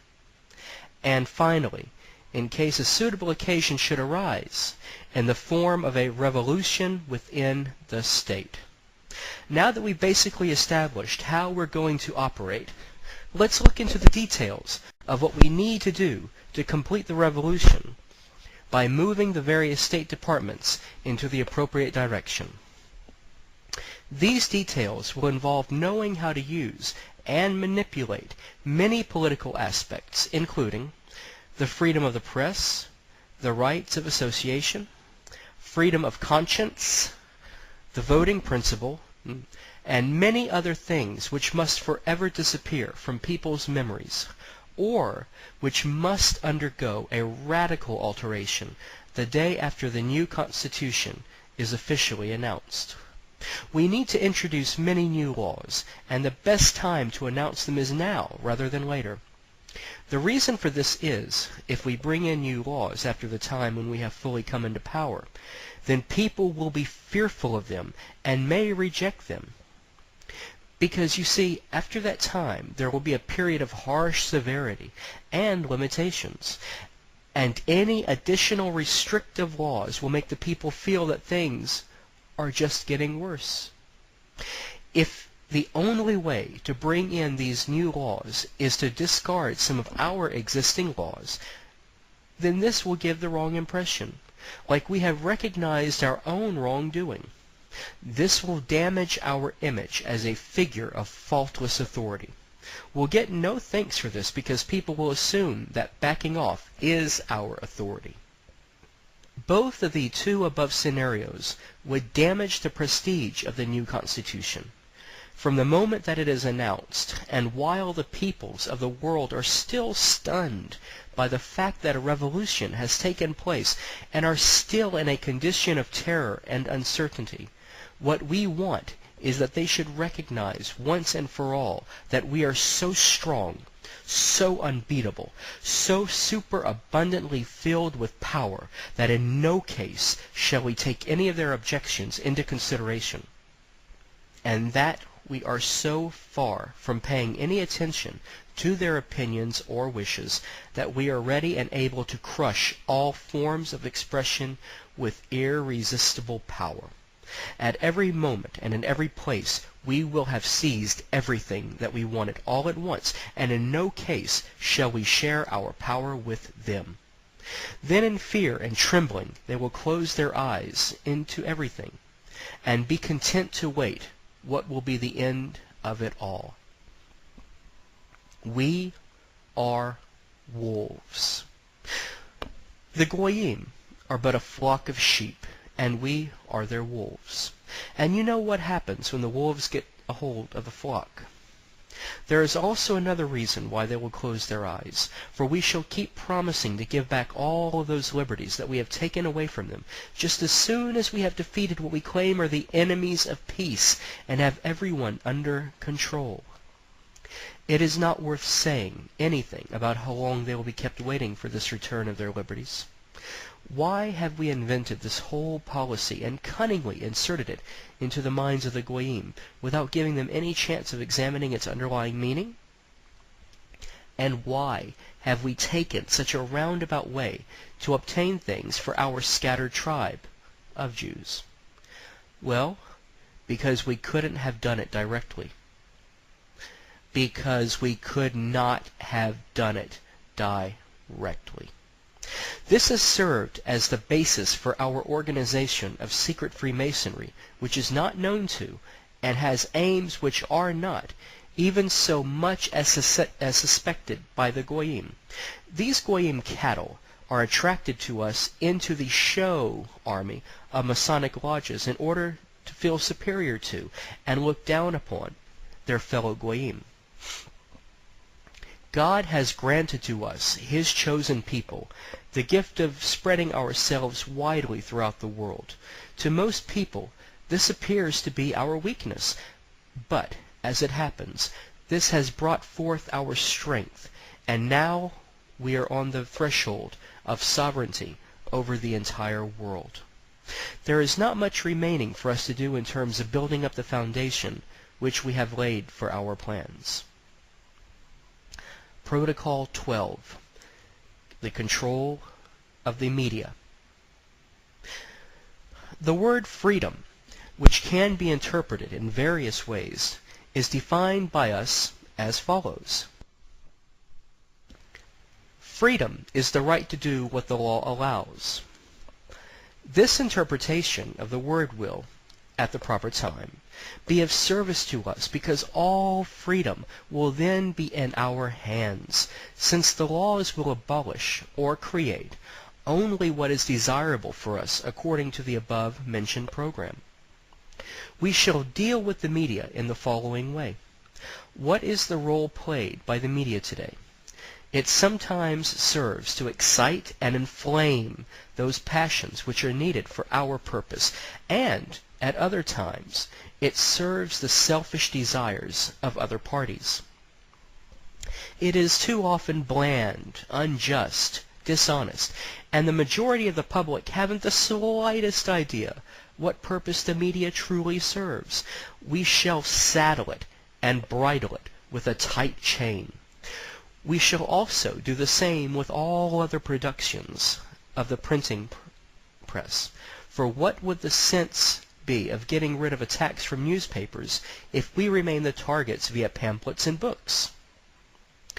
The output of the media is nowadays a source of heavy expense owing to the necessity of censoring it. We will turn it into a very lucrative source of income to our state by laying a special stamp tax on it and requiring deposits of caution money before permitting any new media companies from being established. They will then be required to guarantee our government against any kind of attack from their media. For any attempt to attack us, if that is still possible, we shall inflict fines without mercy. Such measures as stamp tax, deposits of caution money, and fines secured by these deposits will bring in a huge income to our government. It is true that political groups which have money to spare might still attack us for the sake of publicity, regardless of these fines, but these we shall shut up at the second attack upon us. No one shall lay a finger on the aura of our government infallibility without being punished. The pretext for stopping any publication will be the alleged plea that it is agitating or inflaming the public mind without any good reason or at any appropriate time. I beg you to note that among those making attacks upon us will also be entities established by us, but they will only attack points of our plan which we have already decided to alter. We control the media. Not a single announcement will reach the public without our control. Even now, this is being achieved by us due to the fact that all news items are received by only a few agencies, and their offices are a focal point for news coming in from all around the world. These agencies will already be entirely owned by us and will only publish what we dictate to them. We have effectively taken possession of the minds of the Goyim communities to such an extent that they will have to come to look upon the events of the world through the colored glasses which we have placed upon their noses. Already now there is not a single state which has barriers preventing us from gaining access to what Goyim stupidly call, quote, state secrets, end quote. What will our positions be when we are acknowledged as supreme lords of the world and have one of our persons as the king of all of the world? Let's turn again to the future of the printing press. Everyone desirous of being a publisher, librarian, or printer will be obliged to first acquire a special license for that purpose, which in case of any fault will be immediately suspended. With such measures, the thoughts of the people will be under the control of our government, who will educate them appropriately and will not allow the masses to be led along different paths and by fantasies about the blessings of progress. All of us here know that these delusional blessings give rise to fanciful dreaming, which leads to anarchy among the people and those towards authority. This is a very bad thing, because progress, or rather the idea of progress, has brought forth all sorts of ideas about gaining freedoms, but has failed to establish its limits. All the so-called libertarians are anarchists, either in thought or in reality. Every one of them, in hunting for the phantoms of freedom, ends up involved in anarchy and protests just for the sake of protesting. Free press destroyed. We turn now to the periodical press. We shall impose on it, and on all printed matter, stamp taxes per sheet and deposits of caution money. Books of less than 30 sheets will pay double. We shall classify them as pamphlets for two reasons. Firstly, to reduce the number of magazines, because these are the worst form of printed poison, and secondly, to force writers to make such lengthy productions that they will be little read, especially seeing that they will also be made costly. At the same time, what we shall publish as pamphlets ourselves to influence mental developments in the desired direction. These pamphlets will be cheap and eagerly read by the stupid masses, and they will also bring us some profits.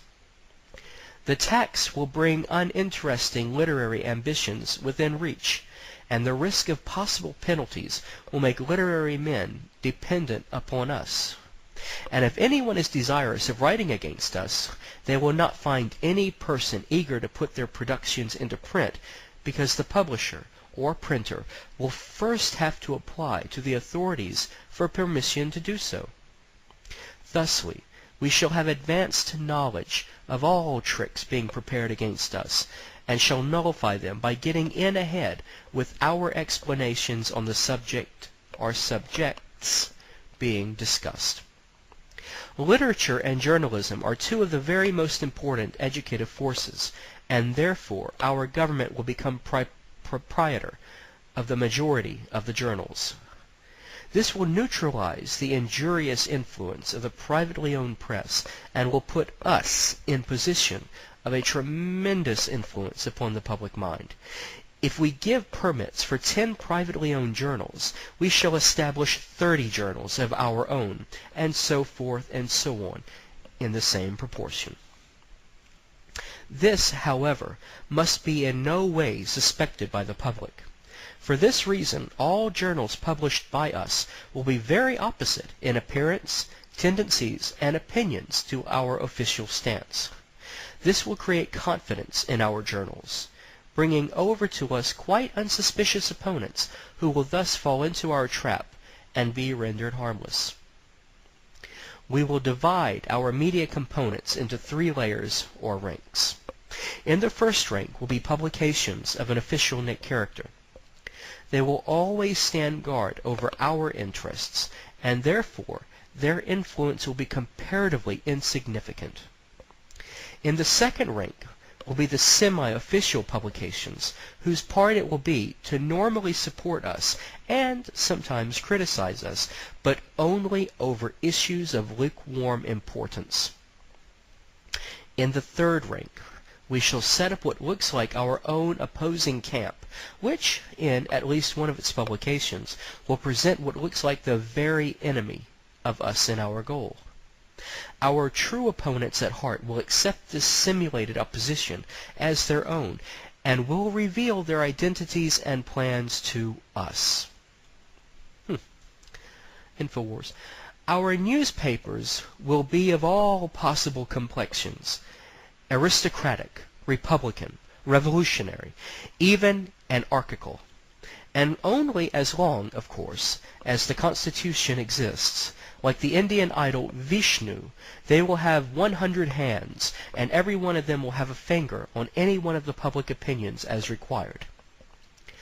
When an emotive issue arises, these hands will lead opinion in the direction of our aims, for an excited person loses all power of judgment and easily yields to suggestion. Those fools who will think that they are repeating the opinion of a newspaper of their own camp will actually be repeating our opinion or any opinion that seems desirable to us. In the vain belief that they are following the ideology of their party, they will, in fact, be following the flag that we have hung out for them. In order to direct our newspaper militia in this way, we must take special and minute care in organizing this matter. Under the title of Central Department of the Media, we shall arrange literary gatherings at which our agents will, without attracting attention, issue the orders and specify the, quote, important issues, end quote, of the day which journalists need to cover. By superficially discussing and opposing, but without touching the essence of the matter, our appointed people will carry on sham fights and arguments with the official newspapers solely for the purpose of giving us a reason to express ourselves more fully than we ever could have done from the outset in official announcements, whenever, of course, that is to our advantage. These attacks upon us will also serve another purpose, namely that our subjects will be convinced of the existence of full freedom of speech, and this gives our agents an occasion to claim that all publications which oppose us are empty babblers, and since they are incapable of finding any substantial objections to our orders, are rendered impotent. Only lies printed. Methods of organization like these, which are imperceptible to the public eye, but are sure to work, are calculated as being the best way to succeed in bringing the attention and the confidence of the public to the side of our government. Thanks to such methods, we shall be in a position, as may be required from time to time, to excite or calm the public mind on political questions, to persuade or to confuse, sometimes printing truth, sometimes lies, facts or their contradictions. We will do this according on how well the messages are received, and always very cautiously feeling the ground before stepping upon it. We shall have an assured victory over our opponents, since they will not have the appropriate access to the media, in which they can give full and final expression to their views, owing to the above-mentioned methods of dealing with the media. We shall not even need to refute them, except so very superficially. Trial shots like these, fired by us in the third rank of our press, will, when necessary, be energetically refuted by us in our semi-official publications. Even nowadays, already, to take only the French press as one example, there are groups which reveal Masonic-like solidarity and acting together on the, quote, important issues, end quote. All people of the media are bound together by professional secrecy, and, like the priests of ancient Rome, not one of them will give away the secret of his sources of information unless the group agrees upon it. Not one journalist will venture to betray this secret, for not one of them is ever admitted to practice journalism unless his whole past has some dark and disgraceful secret in it. For if he did, those secrets would be immediately revealed. So long as they remain the secret of a few, the prestige of the journalist allows him to attack the majority of the country, and the mob will follow him with great enthusiasm. Our mischievous plans are also designed to apply to the rural areas. It is essential for us to stir up there those hopes and impulses which, at any given moment, we could also stir up in the major cities and urban areas. We shall tell the people of those cities that these expressions are the independent hopes and impulses of the rural people. Naturally, the source of them will always be one and the same, ours. What we need is that, until such time as we have the majority of power, the cities should find themselves stifled by the provincial opinions of the nations, a majority arranged by our agents. What we need at that psychological moment is that the city capital should not discuss our position of majority power for no other reason than that it has already been accepted by the public opinion of the majority in the rural provinces. When we are in the period of the new regime, but prior to the assumption of our full sovereignty, we must not allow any revelation by the media to admit to any form of public dishonesty. It is necessary that the new regime should be thought to have so perfectly contented everybody that even criminality has all but disappeared. Occurrences of criminality should remain only to the victims and to chance witnesses. No one else. Protocol 13. Distractions. We need the goyim to keep silent and be our humble servants. When we hire the goyim to work at our media companies, we might order them to discuss things which are inconvenient for us to discuss directly via our official documents. They will raise a din of discussion and create a distraction which will allow us to quietly introduce the laws that we want and then present them to the public as an accomplished fact. No one will dare to demand the cancellation of a law that we've put forth, especially since it will be presented as an improvement, and immediately afterward the media will distract the current of thought towards new issues. After all, haven't we trained the people always to be seeking something new and exciting? The brainless dispensers of opinions and forecasts will then throw themselves into the discussions of these new issues. Even now, those people are not able to understand that they don't have the remotest conception about the matters to which they have chosen to discuss. Political issues are simply incomprehensible to all except those who have guided it already for many ages, namely, the creators of our philosophy.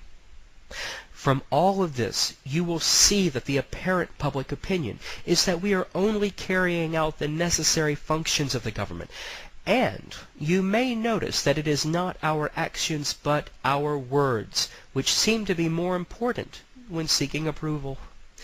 We are constantly making public declarations claiming that we are guided in all that we do by the hope and by the conviction that we are serving the common good in solving their problems. We deceive workers.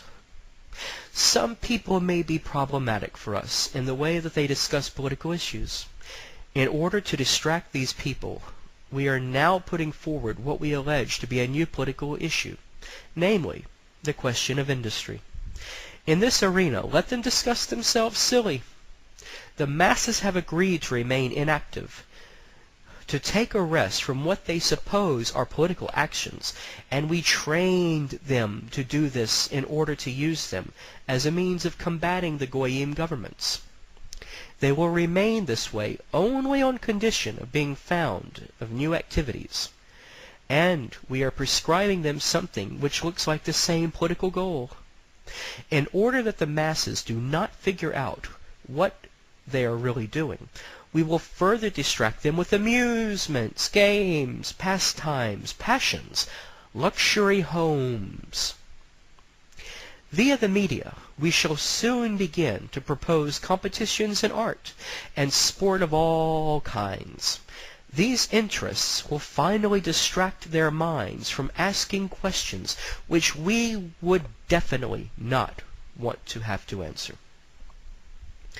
Growing more and more unaccustomed to reflect and form any opinions of their own, people will begin to talk in the same manner as we do, because we alone shall be offering them new directions for thought. Of course, we will do this through persons who will not be suspected of working alongside us. Alex Jones. The part played by the libertarians and utopian dreamers will be finally come to an end when our government is acknowledged.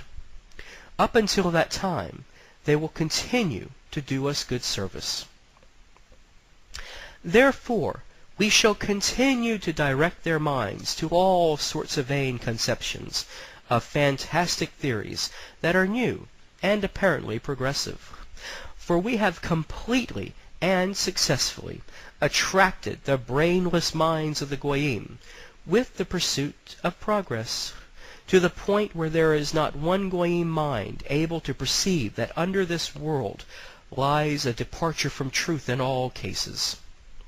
With the exception of material inventions, progress is an illusory idea which serves to obscure truth. No one knows this truth except us, the chosen of God, and we are its guardians. When we finally come into our kingdom, our orators will talk about the great problems which had turned humanity upside down, and how these problems were brought an end under beneficent rule. Who will ever suspect then that all of these people were managed by us, according to a political plan which no one has so much as guessed at in the course of so many centuries? Protocol 14. Assault on Religion. When we come into our kingdom, we do not want any religion other than ours to exist. Our religion of the one God, with whom our destiny is bound up by our position as the chosen people, and through whom our same destiny is united with the destinies of this world. We must, therefore, sweep away all other forms of belief. If this gives birth to the atheist whom we see today, it will not interfere with our views, because it is only a transitional stage, but it will serve as a warning for future generations who will listen to our preaching of the religion of Moses, which, by its stable and thoroughly elaborated system, has brought all of the peoples of the world into our enslavement. In this we shall emphasize its mystical right, on which we shall say all its educative power is based. Then, at every possible opportunity, we shall publish articles in which we shall make comparisons between our beneficent rule and those of ages past. The blessing of tranquility, even though it is a tranquility forcibly brought about by centuries of strife, will highlight the benefits of our system of government, and we shall point out these benefits. The errors of the Goyim governments will be depicted by us in the most explicit manner. We shall implant such an abhorrence of them that the peoples will prefer tranquility in a state of serfdom to those overemphasized rights of freedom which have tortured humanity and exhausted the very sources of human existence. Sources which have been exploited by a mob of rascally adventurers who don't know what they're doing.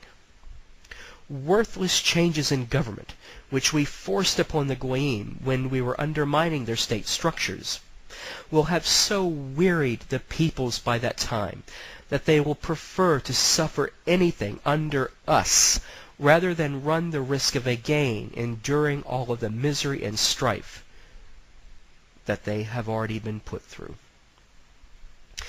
We shall forbid Christ. At the same time, we shall not forget to emphasize the historical mistakes of the Goyim governments, which have tormented humanity for so many centuries by their lack of understanding of everything that constitutes the true good of humanity in their pursuit of ill-conceived schemes of social blessings. These governments have never noticed that these schemes kept on producing a worse and never better state of the universal relations which are the basis of human life. The whole strength of our principles and methods will lie in the fact that we shall present them in such great detail as a splendid alternative to the dead and decomposed old way of doing things in social life. Our philosophies discussed of all the shortcomings of the various beliefs of the Goyim, But no one will ever bring our faith from its true point of view under discussion, since this will be fully learned only by ourselves, and we will never, ever dare to betray its secrets. In countries known as progressive and enlightened, we have created senseless, filthy, abominable literature. For some time after our entrance to power, we shall continue to encourage its existence in order to provide some relief in contrast to the speeches and party politics which will be distributed from our grandiose quarters. Our wise and learned men, trained to become leaders of the Goyim, will compose speeches, presentations, memoirs, and articles. These will be used by us to influence the minds of the Goyim, directing them towards certain types of knowledge and conclusions which have been to be determined by us. Protocol 15. Ruthless suppression. We shall come into our kingdom by the aid of a sudden overthrow of a government, done by our small group and carried out everywhere at once, and all within a single day. It may be a while before this takes place, perhaps even a whole century. But when at last this definitely happens, and has been definitely acknowledged, we shall make it our job to see that things such as plots against us shall no longer exist. With this purpose we shall slay without mercy all those who take up arms to oppose our coming into our kingdom. Every kind of new institution which is anything like a secret society will also be punished with death. Those of them which are now in existence are known to us. They serve us and have served us. We shall dissolve these and send their members into exile to continents far removed from Europe. In this way we shall deal with those Goyim Masons who know too much, some of whom we may spare for some reason, and they will be kept in constant fear of exile. We shall formally declare a law making all former members of secret societies liable to exile from Europe, which will be the center of our rule.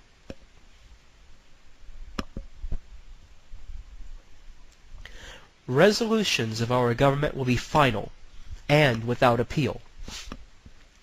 The disagreement and Protestantism we had planted in the Goyim societies has now taken deep root.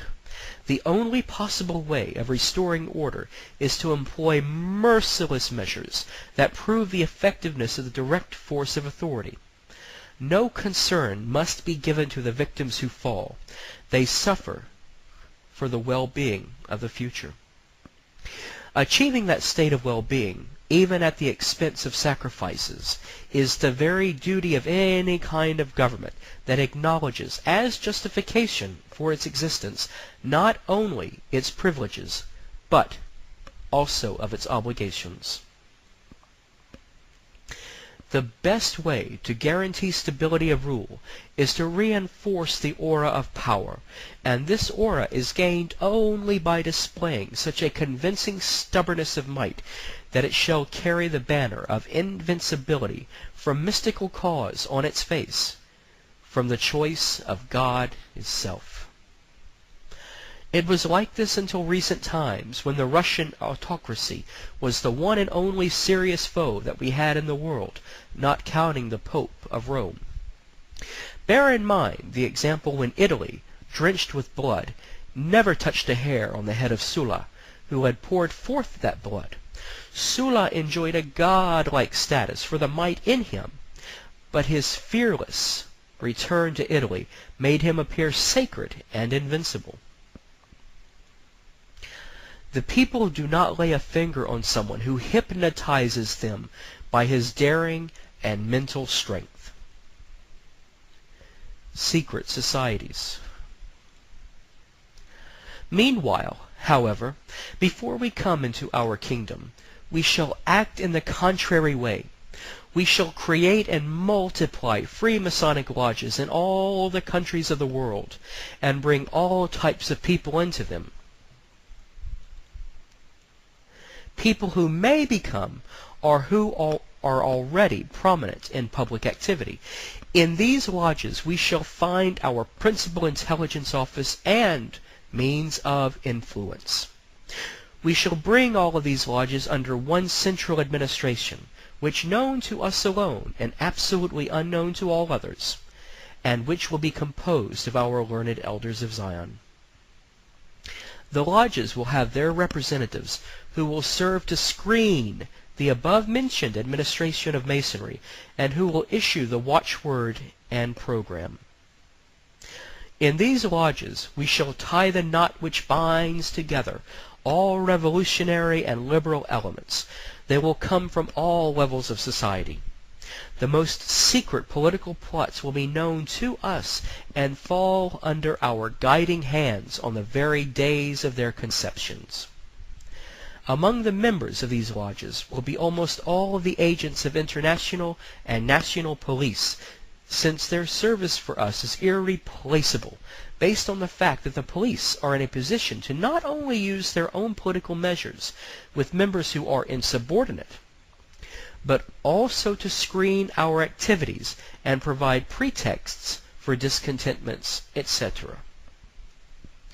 The classes of people who are most willingly to enter into secret societies are those who live by their wits, the career-seeking types, and in general, mostly light-minded people, with whom we shall have no difficulty in dealing and in using to wind up the mechanism of the machine devised by us.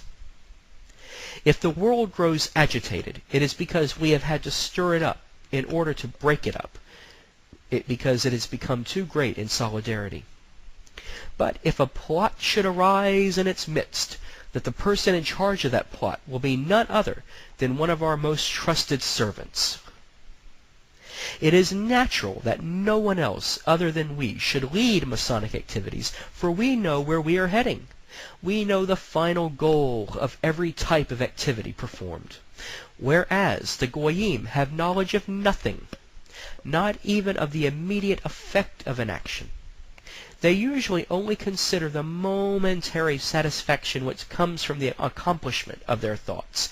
They do not notice that their thoughts did not arise from their own initiative, but from ideas which we planted in their minds. Gentiles are stupid. The Goyim enter the lodges out of curiosity or in the hope, by using their resources, of getting a piece of the public pie, and some of them in order to attain a hearing before the public for their impractical and groundless fantasies. They thirst for the emotion of success and applause, and we always generously applaud them. And the reason why we give them the success is that it gives them an overrated opinion of themselves, which we can then make use of. This conceit unconsciously causes them to include our suggestions into theirs without ever being on the guard against them. They are fully confident that it is their own infallibility which is giving rise to their own thoughts, and that it is impossible for them to borrow those of others. You cannot imagine to what extent the wisest of the Goyim can be brought to a state of unconscious simple-mindedness in the presence of this condition of high conceit of themselves, and at the same time how easy it is for them to take the heart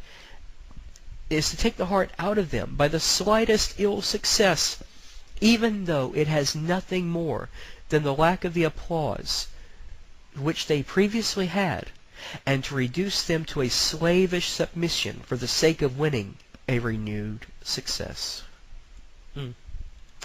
We ourselves can disregard success so long as we are able to carry through our long-term plans. The Goyim, on the other hand, are willing to sacrifice long-term plans in order to have immediate success.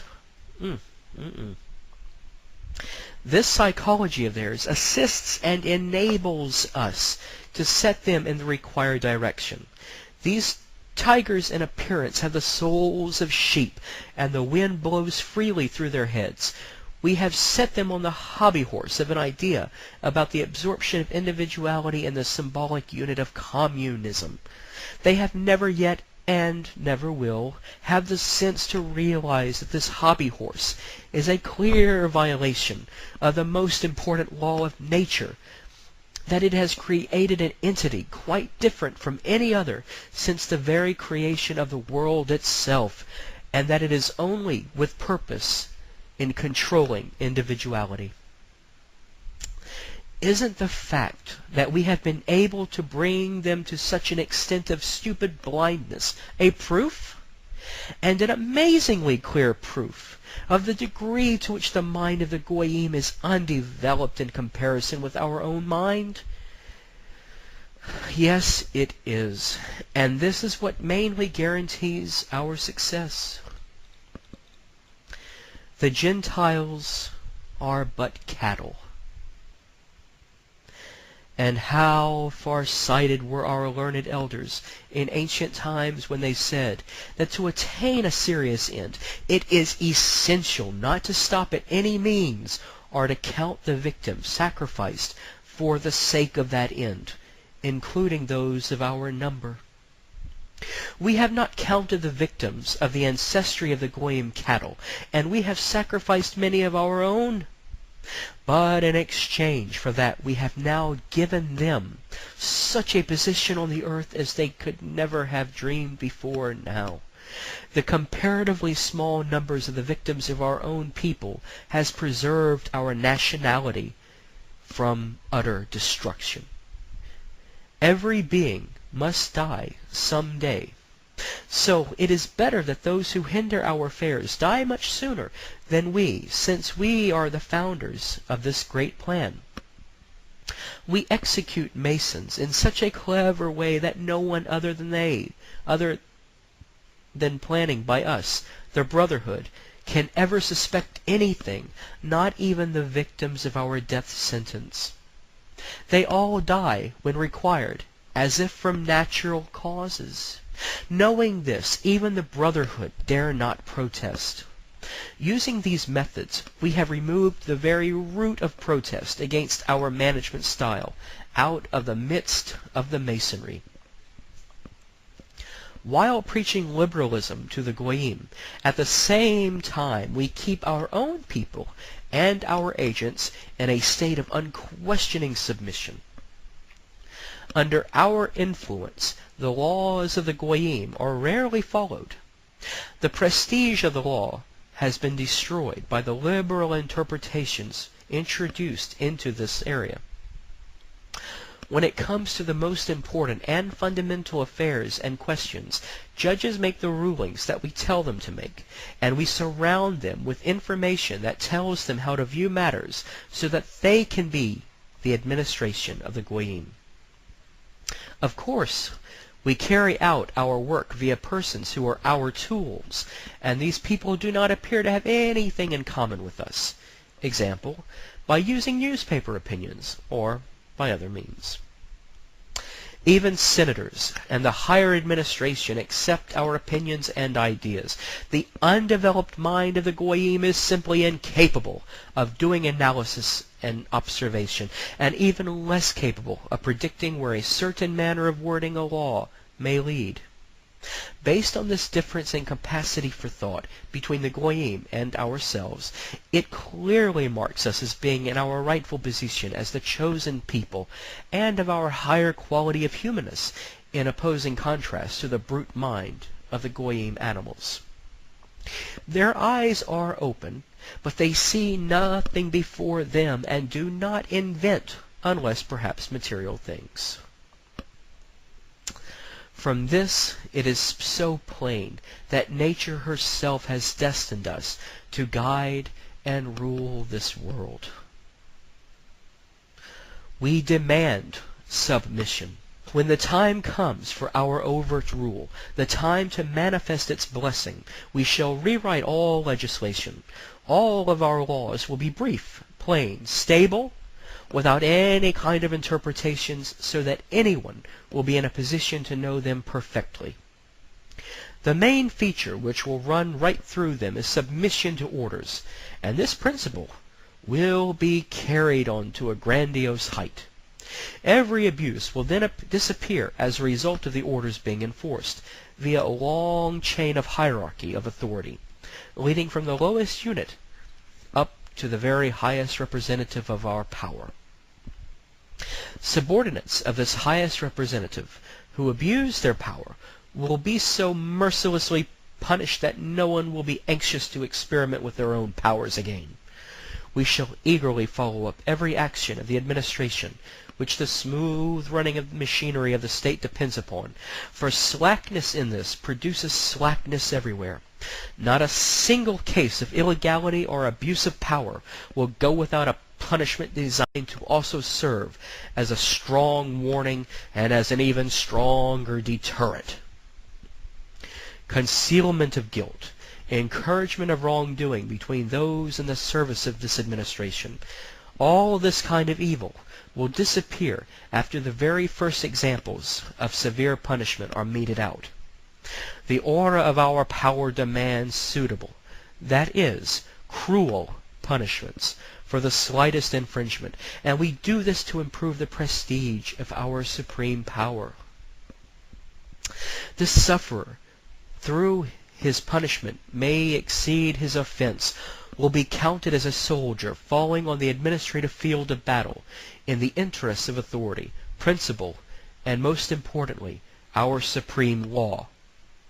Our principles do not permit that any of those who hold the reins of the public coach should exit from the public highway to their own private roads. For example, our judges will know that whenever they feel disposed to pride themselves by handing out foolish pardons, they are violating the law of justice which was established for the moral education of men, by giving punishment for wrongdoing and not for displaying the spiritual quality of the judges. Such qualities are proper to show in private life, but not in a public square, which is the educational base of human life.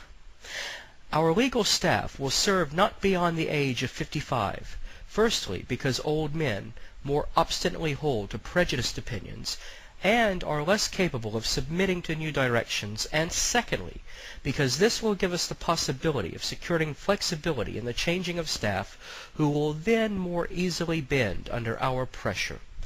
He who wishes to keep his place will have to give us blind obedience to deserve it.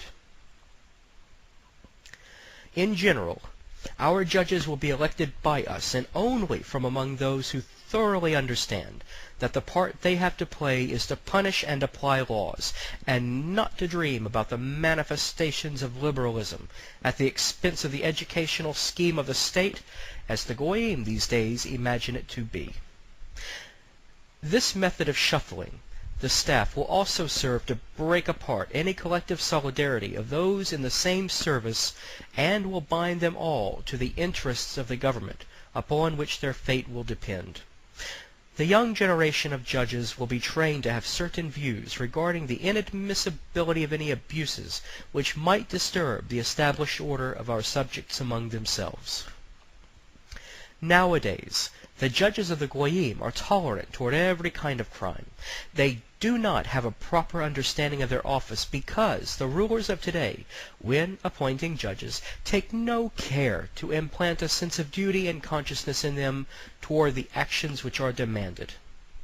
Just as a savage beast lets out its young in search of prey, so do the unthinking rulers let out their poorly trained judges to make a bad decision on cases of crime. Goyim then behave in a criminal manner that fits the purpose for which these judges' positions were created. This is the reason why their governments are being ruined by their own forces through the acts of their own administration. Let us use the results of these actions as an example for yet another lesson for our government. We shall root out liberalism from all the important strategic posts of our government which are in charge of the training of subordinates of our state structure. Such posts will be assigned exclusively to those who have been trained by us for administrative rule.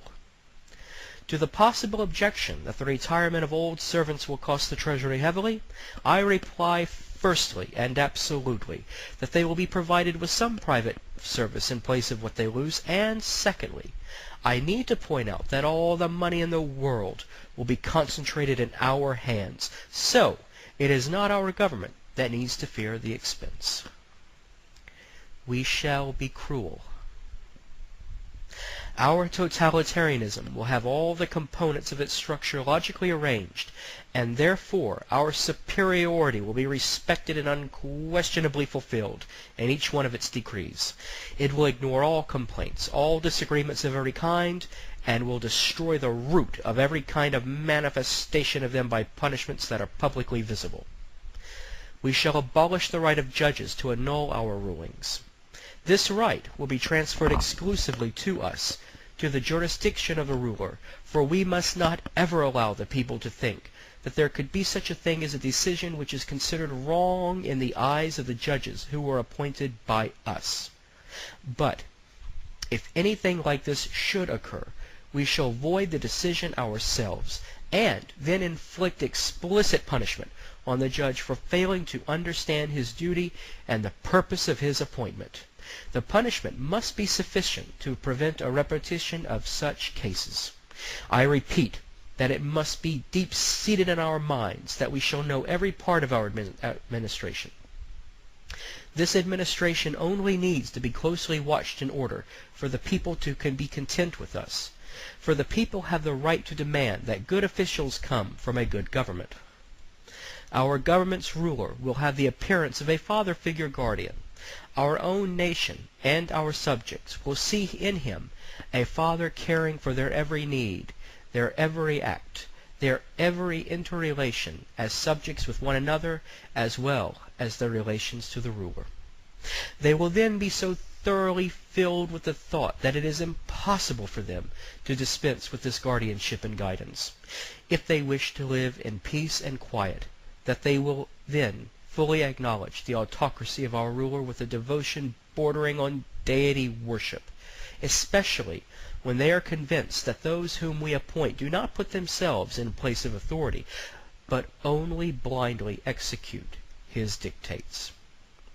They will be rejoiced that we have regulated everything in their lives, in much the same way as wise parents who wish to train their children to be duty-bound and submissive. For, in regard to the secrets of our system of government, the peoples of the world are always throughout history only underage children, just as their governments are likewise. As you see, I founded our despotism on right and duty.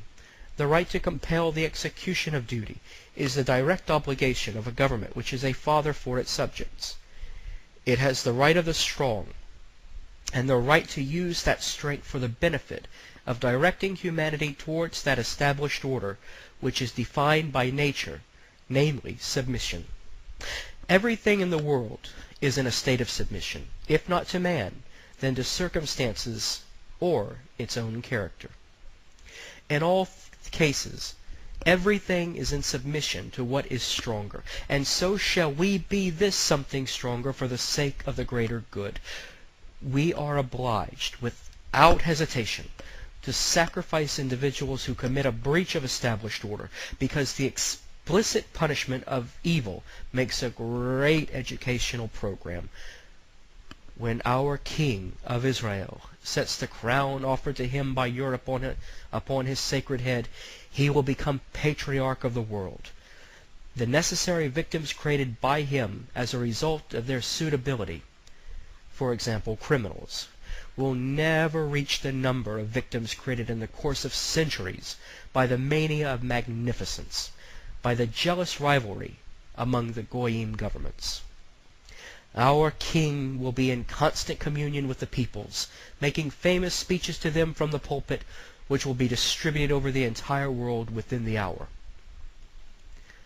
Protocol 16. Brainwashing.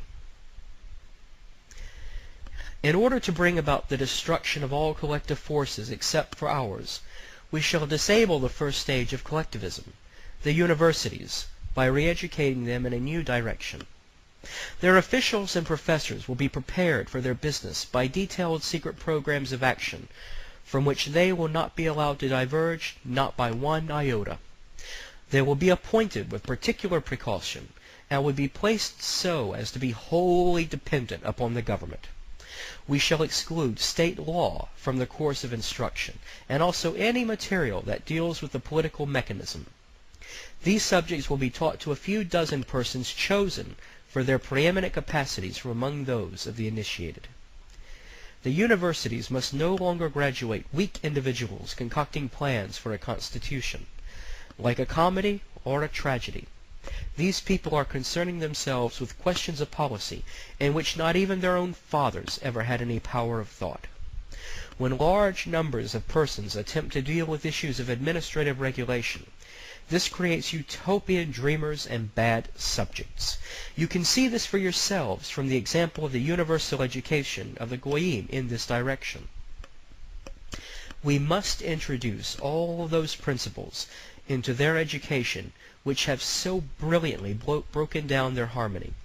But when we are in power, we shall remove every kind of disturbing subject from the course of education, and shall turn the youth into obedient children of authority, who love the ruler as being the support and hope for all peace and quiet.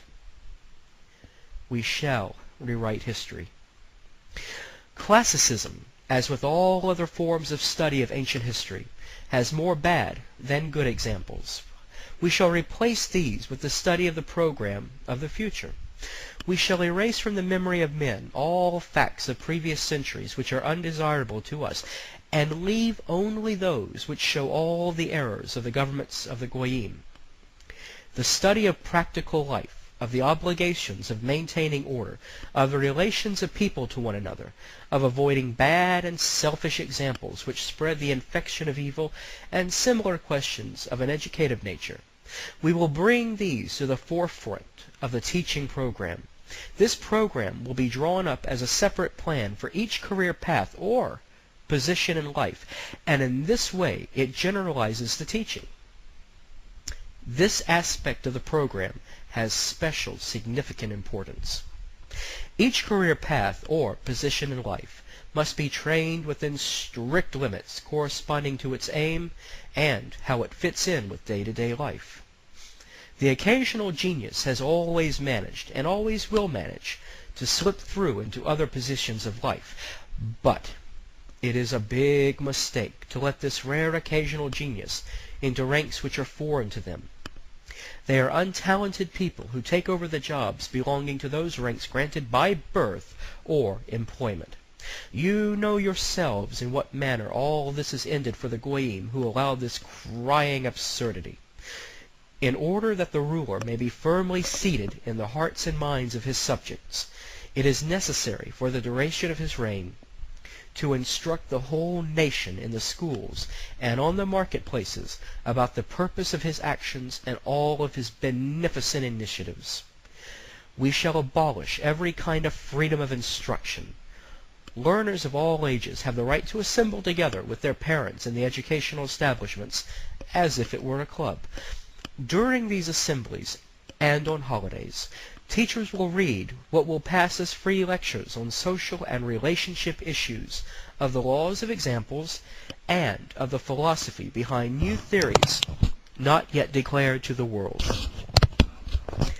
These theories will be raised by us to the stage of a dogma of faith, like as a traditional stage towards our faith. Now that I have completed this explanation of our program of action in the present and the future, I will read you the principles of these theories. Basically, we know from many centuries of experience that people live and are guided by ideas, and that these ideas are absorbed by people only with the aid of education that has equal success for all ages of growth. But, of course, by various methods, we shall swallow up and confiscate the last scintilla of independence of thought. We have been directing all thoughts towards subjects and ideas that are useful to us, and have been doing so for a very long time. The system of bridling thought is already at work in the so-called system of teaching by object lessons, the purpose of which is to turn the Goyim into unthinking, submissive brutes, waiting for things to be presented before their eyes, in order for them to form an idea of them. In France, one of our best agents, Bourgeois, has already made public a new program of teaching by object lessons. Protocol 17. Abuse of authority. The practice of being a defense attorney produces men who are cold, cruel, persistent, and unprincipled, and who take up an impersonal, purely legal standpoint in all cases. They have the bad habit of basing their defense on the value of the people that they are representing, and not on the public welfare of its results. They rarely decline to undertake any defense whatsoever. Instead, they strive for an acquittal at all costs, raising trivial objections over every nitpicking point of legislation, and in this way they demoralize justice. For this reason, we shall set this profession into narrow frames which will keep it inside a sphere of executive public service. Defense attorneys, equally with judges, will be deprived of the right of communication with the litigant. They will receive business only from the court, and will study it by notes of report and documents, defending their clients after they have been interrogated in court on facts that they have appeared. They will receive a fixed payment without regard to the quality of their defense. This will render them a mere reporter on legal proceedings in the interests of justice, and as a counterbalance to the prosecuting lawyer, who will be the reporter in the interests for the prosecution. This will shorten business between the courts. In this way, a practice of honest, unprejudiced defense will be established, which is not motivated by personal gain, but rather by conviction.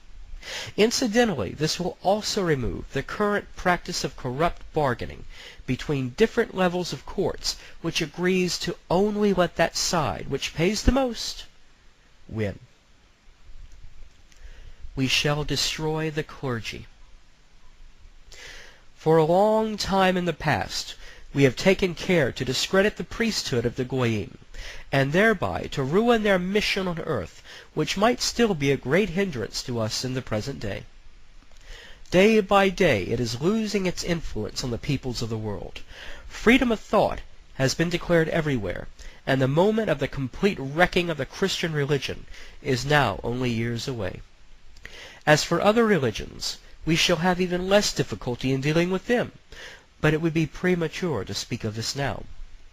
We shall restrict the ability of the clergy to influence the government into such narrow frames as to make their influence move increasingly backward in comparison to their former progress. When the time finally comes to destroy the papal court, the finger of an invisible hand will point the nation's anger toward that court. Then, however, the nations have come to attack it. We shall then come forward in the guise of its defenders, as if to save excessive bloodshed. By this diversion we shall penetrate to its very inner sanctum, and be sure to never come out again until we have gnawed through the entire strength of this place. The King of the Jews will be the first real Pope of the universe, the Patriarch of the International Church. But, in the meantime, while we are re-educating youth in new traditional religions, and then afterwards in our own, we shall not overtly lay a finger on existing churches, but we shall fight against them using criticism calculated to produce internal disunity. In general, then, our contemporary media will continue to condemn state affairs, religions, and imperfections of the Goyim, always using the most disrespectful expressions in order to lower their prestige by every means, and in a manner which can only be done by the genius of our gifted tribe. Our kingdom will be a representation of the Hindu deity Vishnu. Our 100 hands will be on the controls of the machinery of social life. We shall see everything without the aid of official police, which, because of the limitations on their powers, hinders governments from seeing properly. We have made a list of similar limitations to be applied on the Goyim. In our programs, 1/3 of our subjects will keep the rest under observation from a sense of duty and on the principle of volunteer service to the state. It will then be no disgrace to be a spy and an informer, but a merit. False accusations made before a public prosecutor, however, will be cruelly punished so as to prevent abuses of this right. Our informers will be selected from all ranks of society, from among the administrative class who spend their time in amusements, editors, printers, and publishers, booksellers, clerks, and salesmen, workmen, coachmen, lackeys, etc. This body, having no rights and not being empowered to take any action on their own account, and consequently a police without any power, will only witness and report. Verification of their reports and arrests will depend upon a responsible group of controllers of police affairs, while the actual set of arrests will be performed by the gendarmerie and the municipal police. Any person not reporting anything seen or heard considering issues of political importance will also be charged with and made responsible for concealment, if it is proven that he is guilty of this crime. Just as nowadays our brethren are obliged at their own risk to formally condemn the Kabbalah apostates of their own family or members who have been noticed doing anything in opposition to the Kabbalah, so in our kingdom all over the world it will be obligatory for all of our subjects to observe the duty of service to the state in this direction.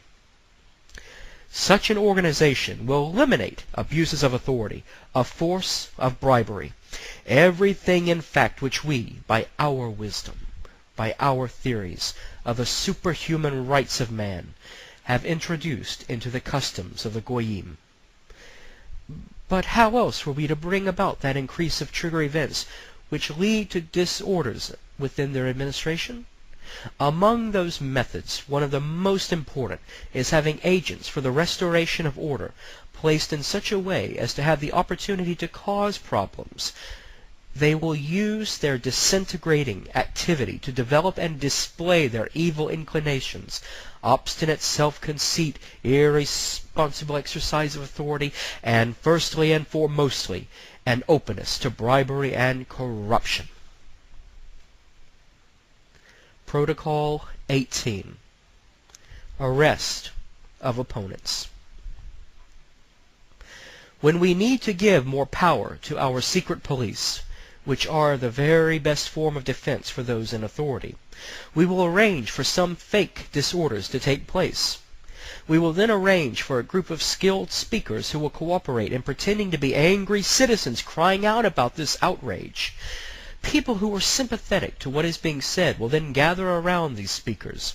They will give us the pretext for demanding that a select group of Goyim police be able to put people's homes under surveillance. Most conspirators act because they enjoy that type of activity and like to brag about it afterward. So, until they do something big, we will not do anything to them except to bring a few things to their attention. If a government frequently discovers that there are conspiracies against them, this gives them a very bad image. It makes them look like they know that they are weak, or worse yet, that they know that they are unjust. As you are well aware, we have damaged the image of the Goyim kings by making frequent assassination attempts upon them. We have done this through our agents, some of whom are people who blindly believe and act upon what we tell them, providing, however, that we phrase it in a freedom-seeking political manner. We have forced the rulers to acknowledge their weakness by showing everyone the many secret plots against them. In this way, we shall destroy their authority. Our ruler will be secretly protected only by a minimal number of guards, because we do not want anyone to think that there could be any true rebellion against him which he was not strong enough to handle, and, therefore, needed to hide from. If we allowed people to think this, as the Goyim have done and are doing, we would be effectively signing an early death sentence, if not for our ruler, then for his dynasty.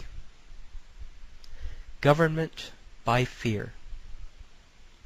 Our ruler must appear to only use his power for the benefit of the nation and to never build his own dynasty. In this way, his authority will be respected and guarded by the subjects themselves. It will be elevated to a glorified status because it will be seen as tied up with the well-being of every citizen of the state, and because the common people depend upon that order which this authority brings. When a ruler is seen to surround himself with a large number of guards, this gives the appearance that he is weak and unable to organize his own defense. Our glorious ruler will always be among the people, and will be surrounded by a mob of apparently curious men and women. They will occupy the front ranks about him, and this will be all appearance to one by chance. These people will restrain the ranks of the other people, and it will appear that they are doing this out of respect and to maintain good order. This will set an example of restraint and encourage the same behavior in others around them. If a petitioner appears from among the people and forces his way through the ranks in order to hand a petition to the ruler, the first ranks must receive this petition and, before the eyes of the petitioner, pass it to the ruler. In this way, everyone will know that it has been handed and reaches its destination, and that consequently there is some control over the ruler himself. The aura of power requires that the people be able to say, quote, "If the king knew of this," or "if the king will hear of this," end quote. Once an official defense for authority has been established, its prestige disappears. Then, given certain degree of daring, everyone could promote himself as an authority. The promoter of rebellion becomes conscious of his strength. He then awaits for an appropriate time to make his attempt upon authority. We keep telling the Goyim that it is better to have a visible defense, even though we know it is best to do the opposite. But this enables us to see what this type of defense does to them. Criminals within our ranks will be arrested at the first, more or less, well-grounded suspicion. Even though, out of fear for our defense, we may make a mistake in wrongly accusing someone, we cannot allow that person whom we suspect of a political crime to escape. So, in these matters we shall be literally merciless. It may still be possible, if we stretch the legal points, to reconsider a verdict on simple crimes by examining the motives behind them. But there is no possibility of excuse for persons attempting to involve themselves in issues which can only be understood by the government itself. And not all governments understand true policy. Protocol 19. Rulers and the people. Although we will not permit any independent person to meddle in our political affairs, we shall, on the other hand, encourage every kind of report or petition with proposals for the government to look into all kinds of projects for the improvement of the condition of the people. This will reveal the defects and fantasies of our subjects to us.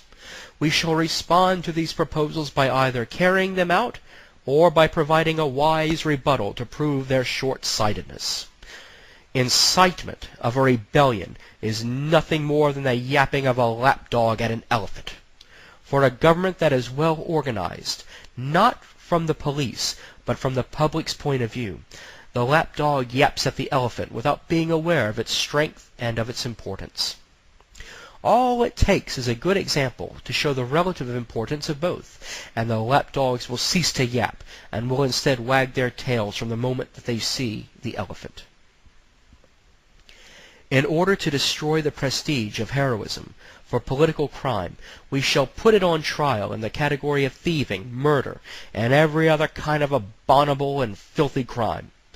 Public opinion will then be confused with political crime, and the disgrace attached to those other types of crimes, and will then brand it with the same contempt. We have done our level best, and I do hope that we have succeeded in ensuring that the Goyim should never consider that rebellion as a good thing. It was for this reason that through the media, in speeches and indirectly, in cleverly written school books on history, we had advertised the martyrdom, allegedly recommended by rebellion mongers, as a way of securing the common welfare of the public.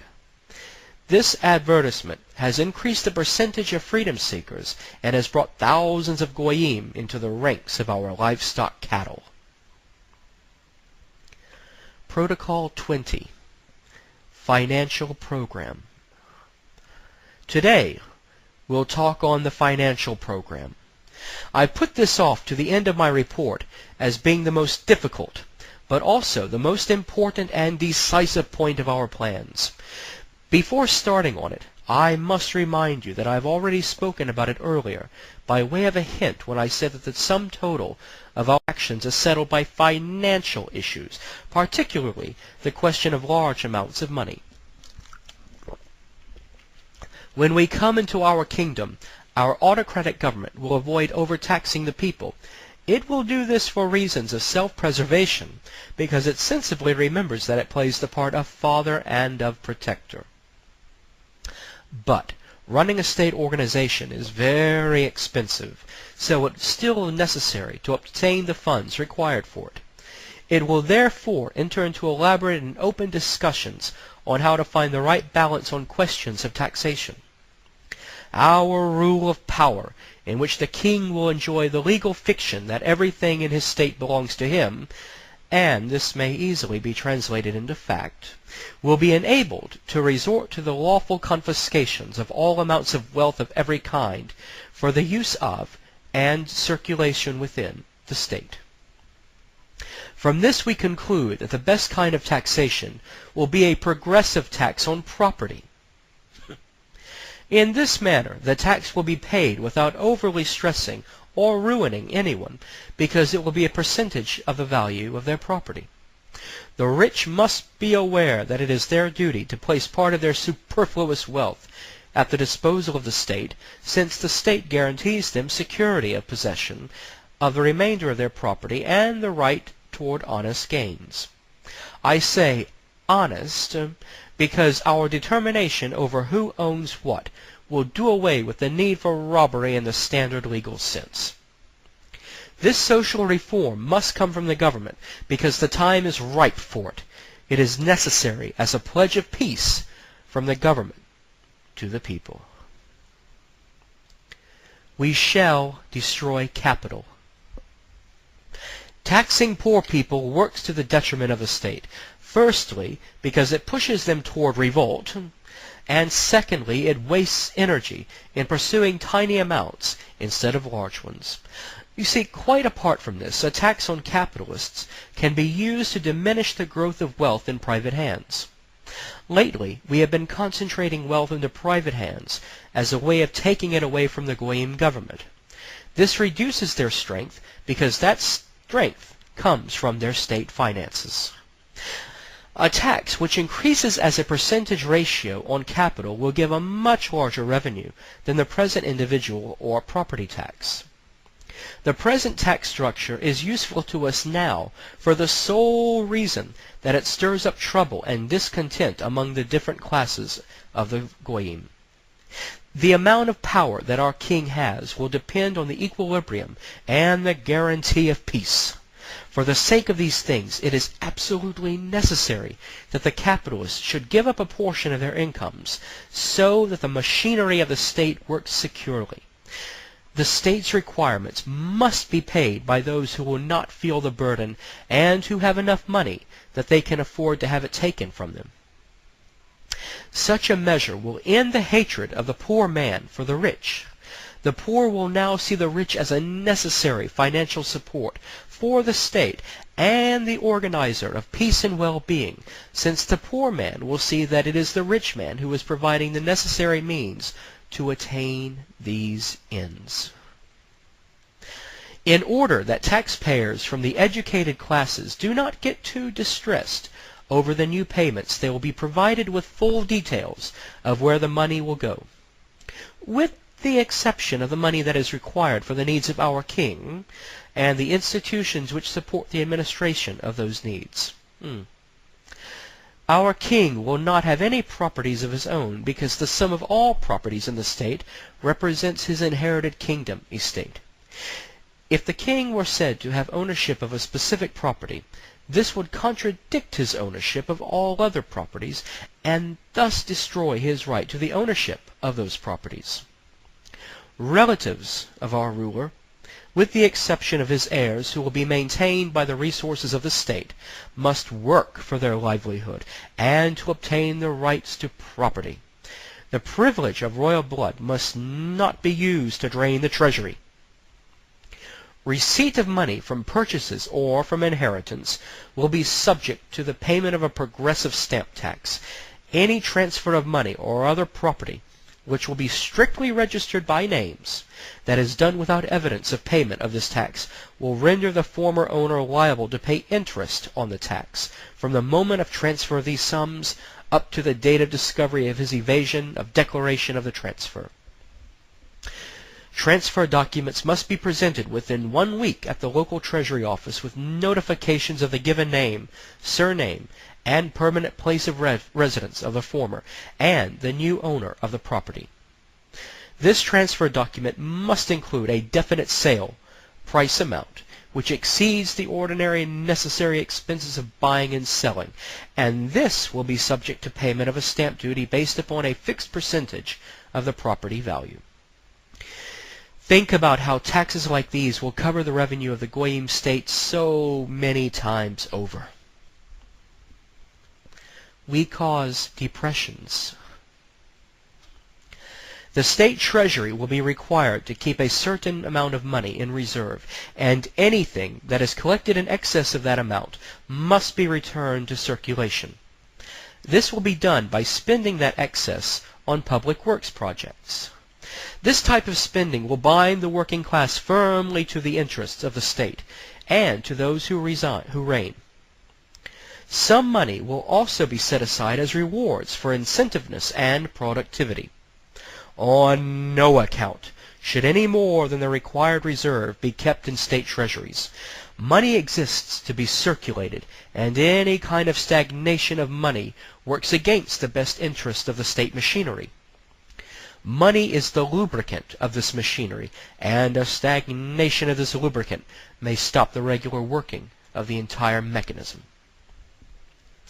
Using currency to purchase interest-bearing paper, bonds, instead of spending it, has produced this kind of stagnation exactly. The consequences of this circumstance are already quite noticeable. A chart of accounts will also be established by us, and in it the ruler will find the full accounting of state income and expenditure at any moment in time.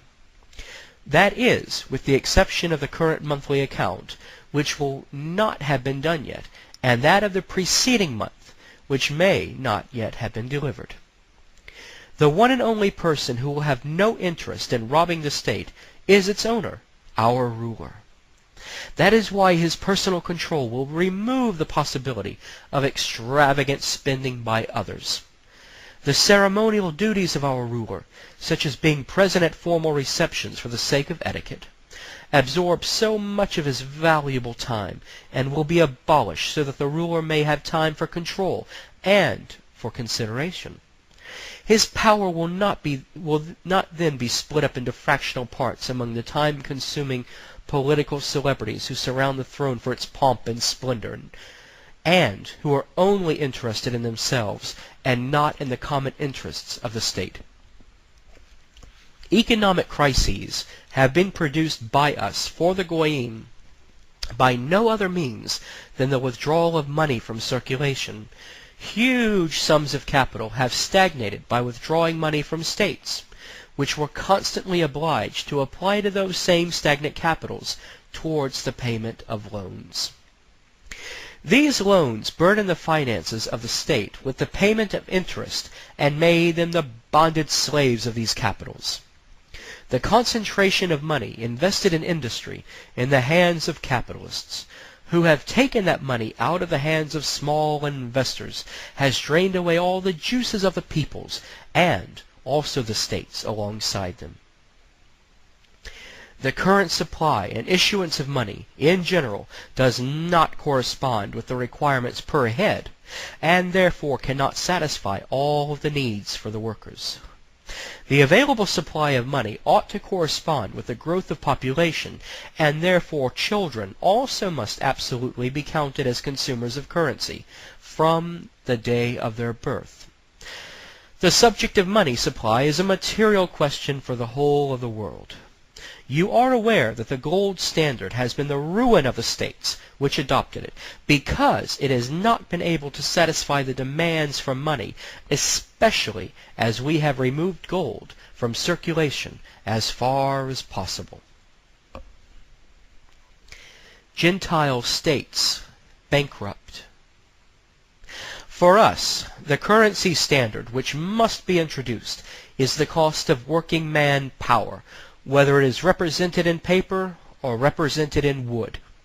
We shall issue money in accordance with the normal requirements of each subject, adding to the quantity with every birth and subtracting with every death. The accounts will be managed by each department, such as the French administrative division, and each circle of staff within the departments.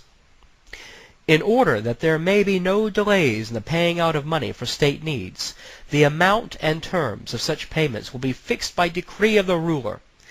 This will do away with the protection by a ministry of one institution to the detriment of others.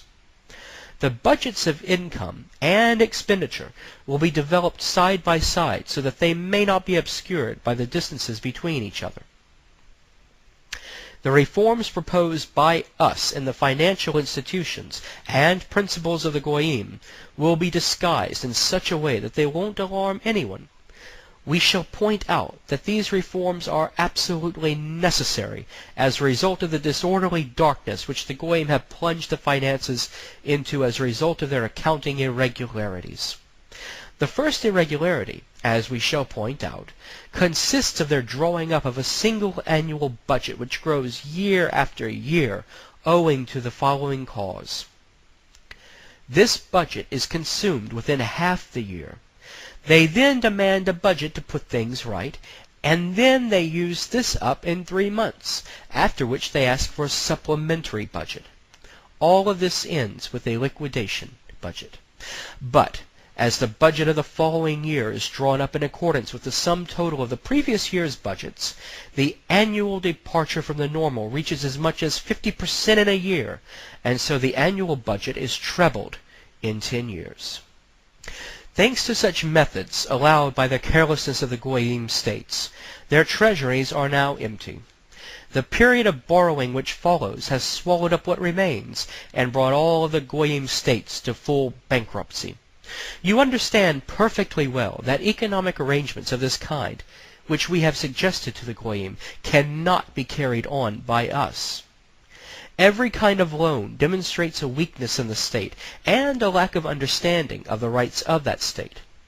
Loans hang as a sword of Damocles over the heads of rulers who, instead of taking the desired amount from their subjects by way of a temporary tax, come begging with outstretched palms to our bankers. Foreign loans are leeches, and there is no possibility of removing them from the body of the state until they fall off of themselves, or the state flings them off. But the Goyim states do not tear them off. They go on in persisting in putting more and more on themselves, so that they must inevitably perish, drained by voluntary bloodletting. The tyranny of usury. What substance makes up a loan, especially a foreign loan? A loan is defined as an issue of government bills of exchange containing a percentage obligation based on the sum of the loan capital. For example, if the loan bears a charge of 5%, then in 20 years the state vainly pays away a sum equal to the loan borrowed. Just as interest, in 40 years it is paying double that amount, in 60 treble, and all the while the capital, principal, portion of the debt remains unpaid. From this calculation, it is obvious that, with any form of taxation per head, the state is bailing out the last pennies of the poor taxpayers in order to settle accounts with wealthy foreigners. The state has borrowed money from these foreigners instead of collecting those pennies for its own needs from the taxpayers without the additional interest. So long as loans were internal, the goyim only shuffled their money from the pockets of the poor to those of the rich. But when we changed the system in order to transfer loans into the external sphere, all the wealth of the states flowed into our cash boxes, and the goyim became our subjects. If countries have accumulated enormous debts that are impossible to repay, it is not just because the goyim kings have been careless in the way that they handle corruption of their ministers, or that they lack in understanding in financial matters, but it is also due to our actions, which have required much trouble and great expense on our part. Stagnation of money will not be allowed by us, and therefore will be no state interest-bearing bonds, except a 1% series.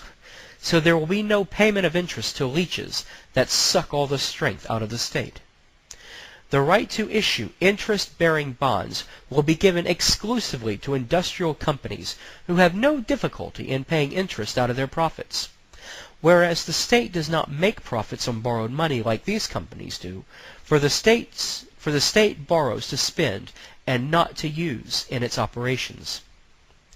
Industrial bonds will also be bought by the government. This will transform these industries into lenders of money at profit. This measure will stop the stagnation of money, parasitic profits, and idleness. These things were useful for us when we were among the independent goyim, but they are not desirable under our own rule. It should now be quite obvious that the brain power of the goyim is undeveloped, based upon the fact that they have been borrowing from us and paying interest without ever thinking that the same amount of money plus that interest must be taken from their own state pockets in order to settle up the accounts with us. What could have been simpler than to take the money they wanted from their own people? But it is a proof of the genius of our chosen mind that we have cleverly planned to present the matter of loans to them in such a manner that they have even seen as an advantage for themselves.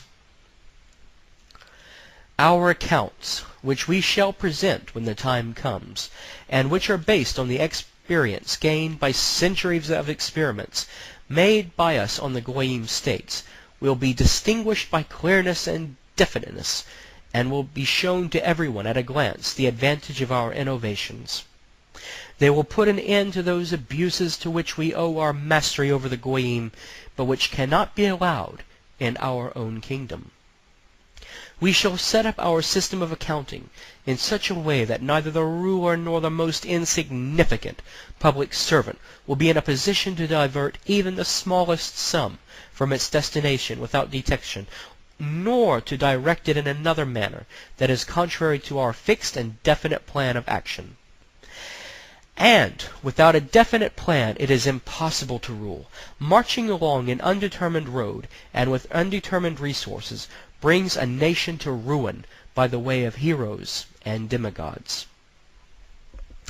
The goyim rulers, whom we once upon a time advised, should avoid their ceremonial duties of being a representative at state receptions. Observances of etiquette and entertainments were only smoke-screens covering for our rule. The favorite courtiers, who replaced the rulers in the sphere of ceremonial affairs, were placed there by our agents, and every time gave satisfaction to short-sighted minds by promises that future economics and improvements were foreseen. Economics from what? From new taxes? These are questions that might have been, but were not, asked by those who read our accounts and our projects. You know what shape they are in due to this carelessness, and to what degree of financial disorder they have arrived, putting aside the astonishingly successful industries of their people. Protocol 21. loans, and credit. To what I reported to you at the last meeting, I shall now add a detailed explanation of internal loans. I will not say any more about foreign loans, because they have fed us with the national monies of the Goyim. But for our state there will be no foreigners, that is, nothing external.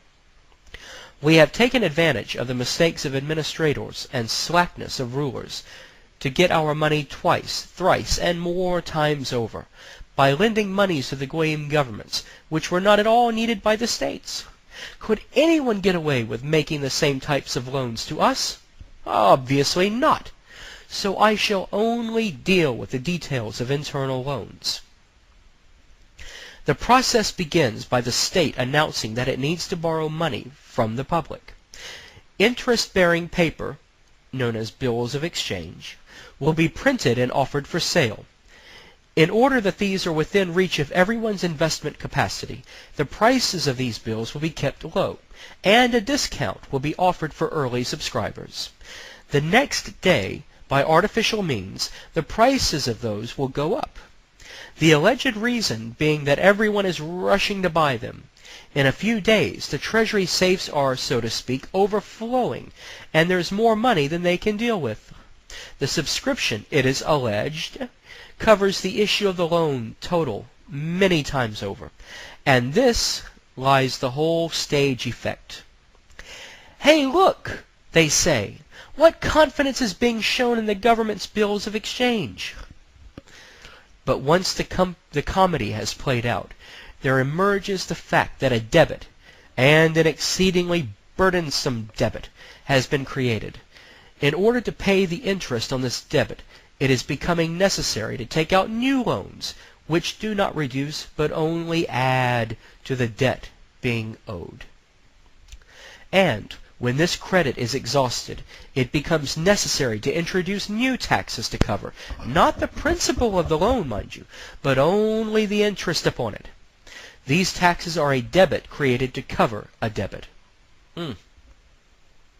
Eventually, the time comes for converting the interest-bearing paper into cash.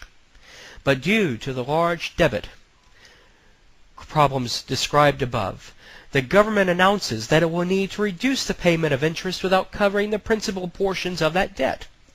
And another problem that they will claim is that they cannot do this conversion without the consent of the lenders, many of whom are not willing to convert their paper.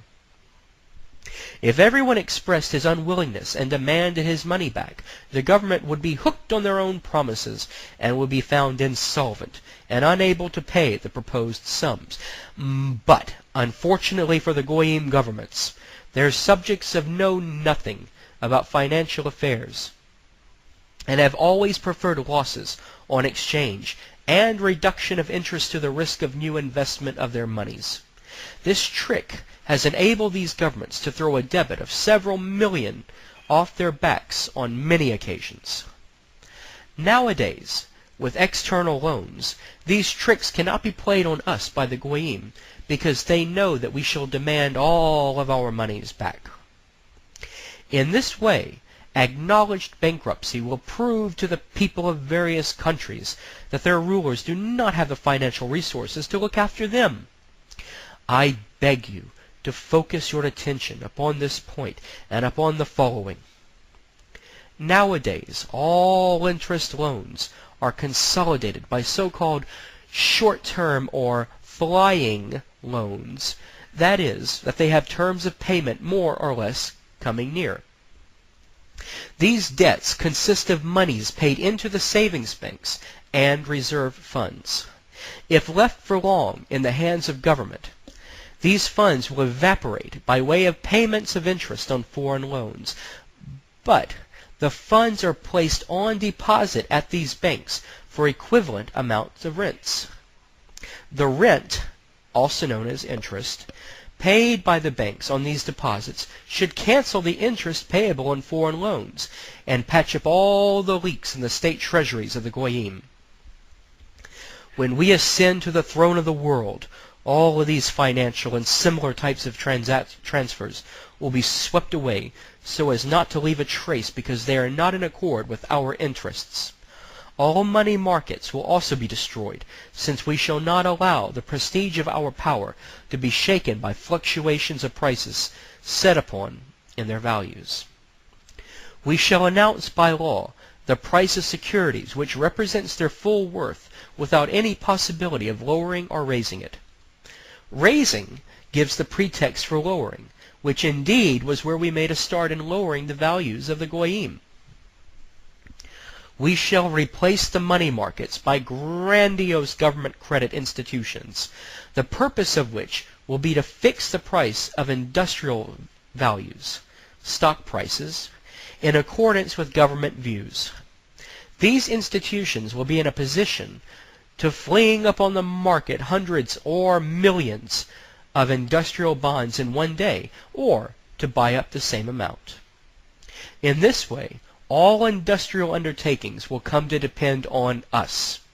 You can imagine what immense power we shall secure for ourselves in this way. Protocol 22. The power of gold.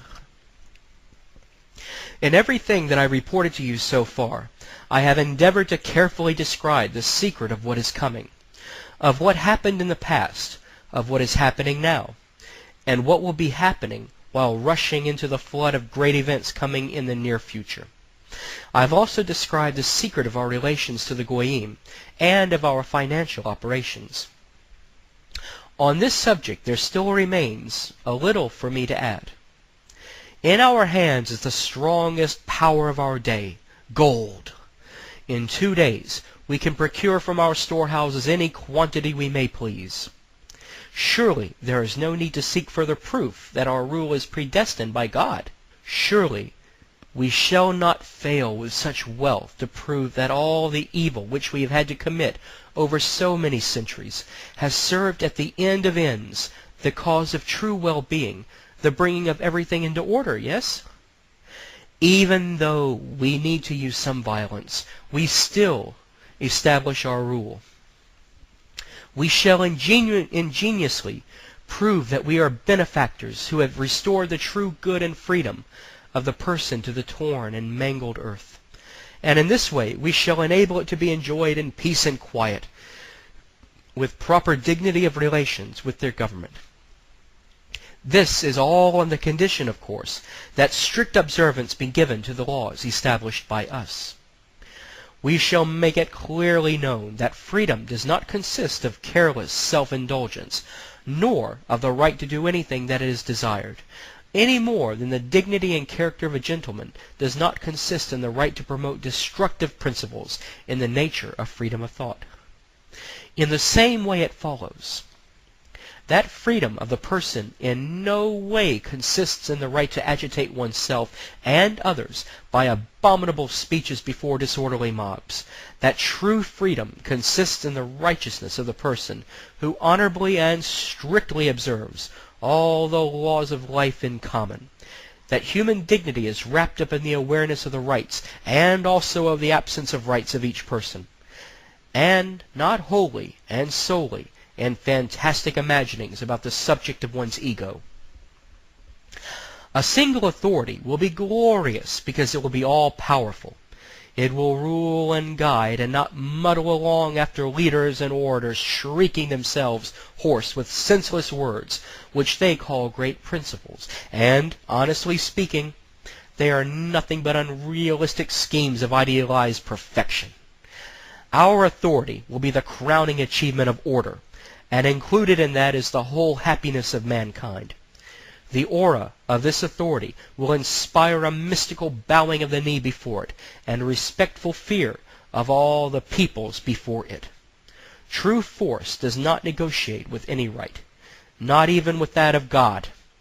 None dare come near to it, not even to take so much of an inch of it away. Protocol 23. Instilling obedience. In order that the peoples may become accustomed to obedience, it is necessary to frequently impose lessons of humility, and therefore we need to reduce the production of luxury items. By doing this, we shall improve morals which have been depreciated by the emulation of luxurious lifestyles. We shall resurrect small business production which will require placing a landmine under the private capital of large manufacturers.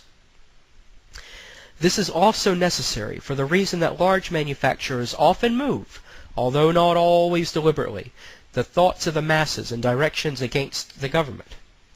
A society of small business masters knows nothing of unemployment, and this binds them closely with existing order, and consequently with the firmness of authority.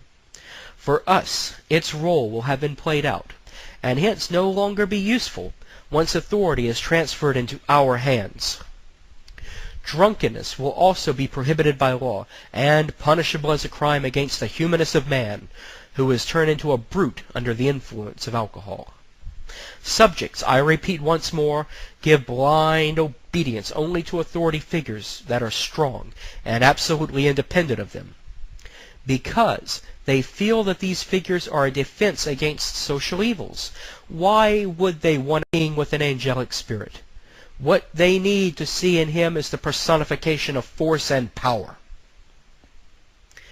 The existing rulers are currently dragging out their existence among the societies, demoralized by us. Those societies have denied even the authority of God, who now feeds the fire of anarchy on all sides. The Supreme Lord, who will replace all these rulers, must first proceed to quench this all-devouring flame. Therefore he will be obliged to kill off those existing societies, even though he should need to drench them with the blood of his own people, so that he may resurrect them again in the form of a regularly organized troop, fighting conscientiously against every kind of infection that may cover the body of the state with sores. This chosen one of God is chosen from above to demolish the senseless Goyim forces, which are moved by instinct and not by reason, by brutish force and by humanness. These Goyim forces now triumph in manifestations of robbery and every kind of violence under the guise of principles of freedom and rights. They have overthrown all forms of social order to erect themselves on the ruins of the throne of the King of the Jews. But their part will have been played out from the moment our King enters into his kingdom. Then it will be necessary to sweep them away from his path, and there must be no trace of them left upon it. Then it will be possible for us to say to the peoples of the world, quote, "Give thanks to God, and bow on your knee before our King, who bears on his front the seal of the predestination of man. God himself has led his star, such that none other but him may free us from above all mentioned forces and evils." End quote. Protocol 24. The final protocol. The qualities of our ruler. I'll now discuss the method of fully confirming the dynastic roots of King David. This method of confirmation will also serve as a basis for directing the education and thought of all of humanity, and is based on the conservative conduct of our learned elders in managing the affairs of the world. Certain members of the descendants of David will select and prepare the kings and their heirs. They will be selected not by right of heritage, but by their eminent capabilities. They will be inducted into the most secret mysteries of political methods and schemes of government, although they will not be given specific knowledge of those secrets. The purpose of this mode of action is to demonstrate to everyone that government cannot be entrusted to those who have not been inducted into the secret places of its art.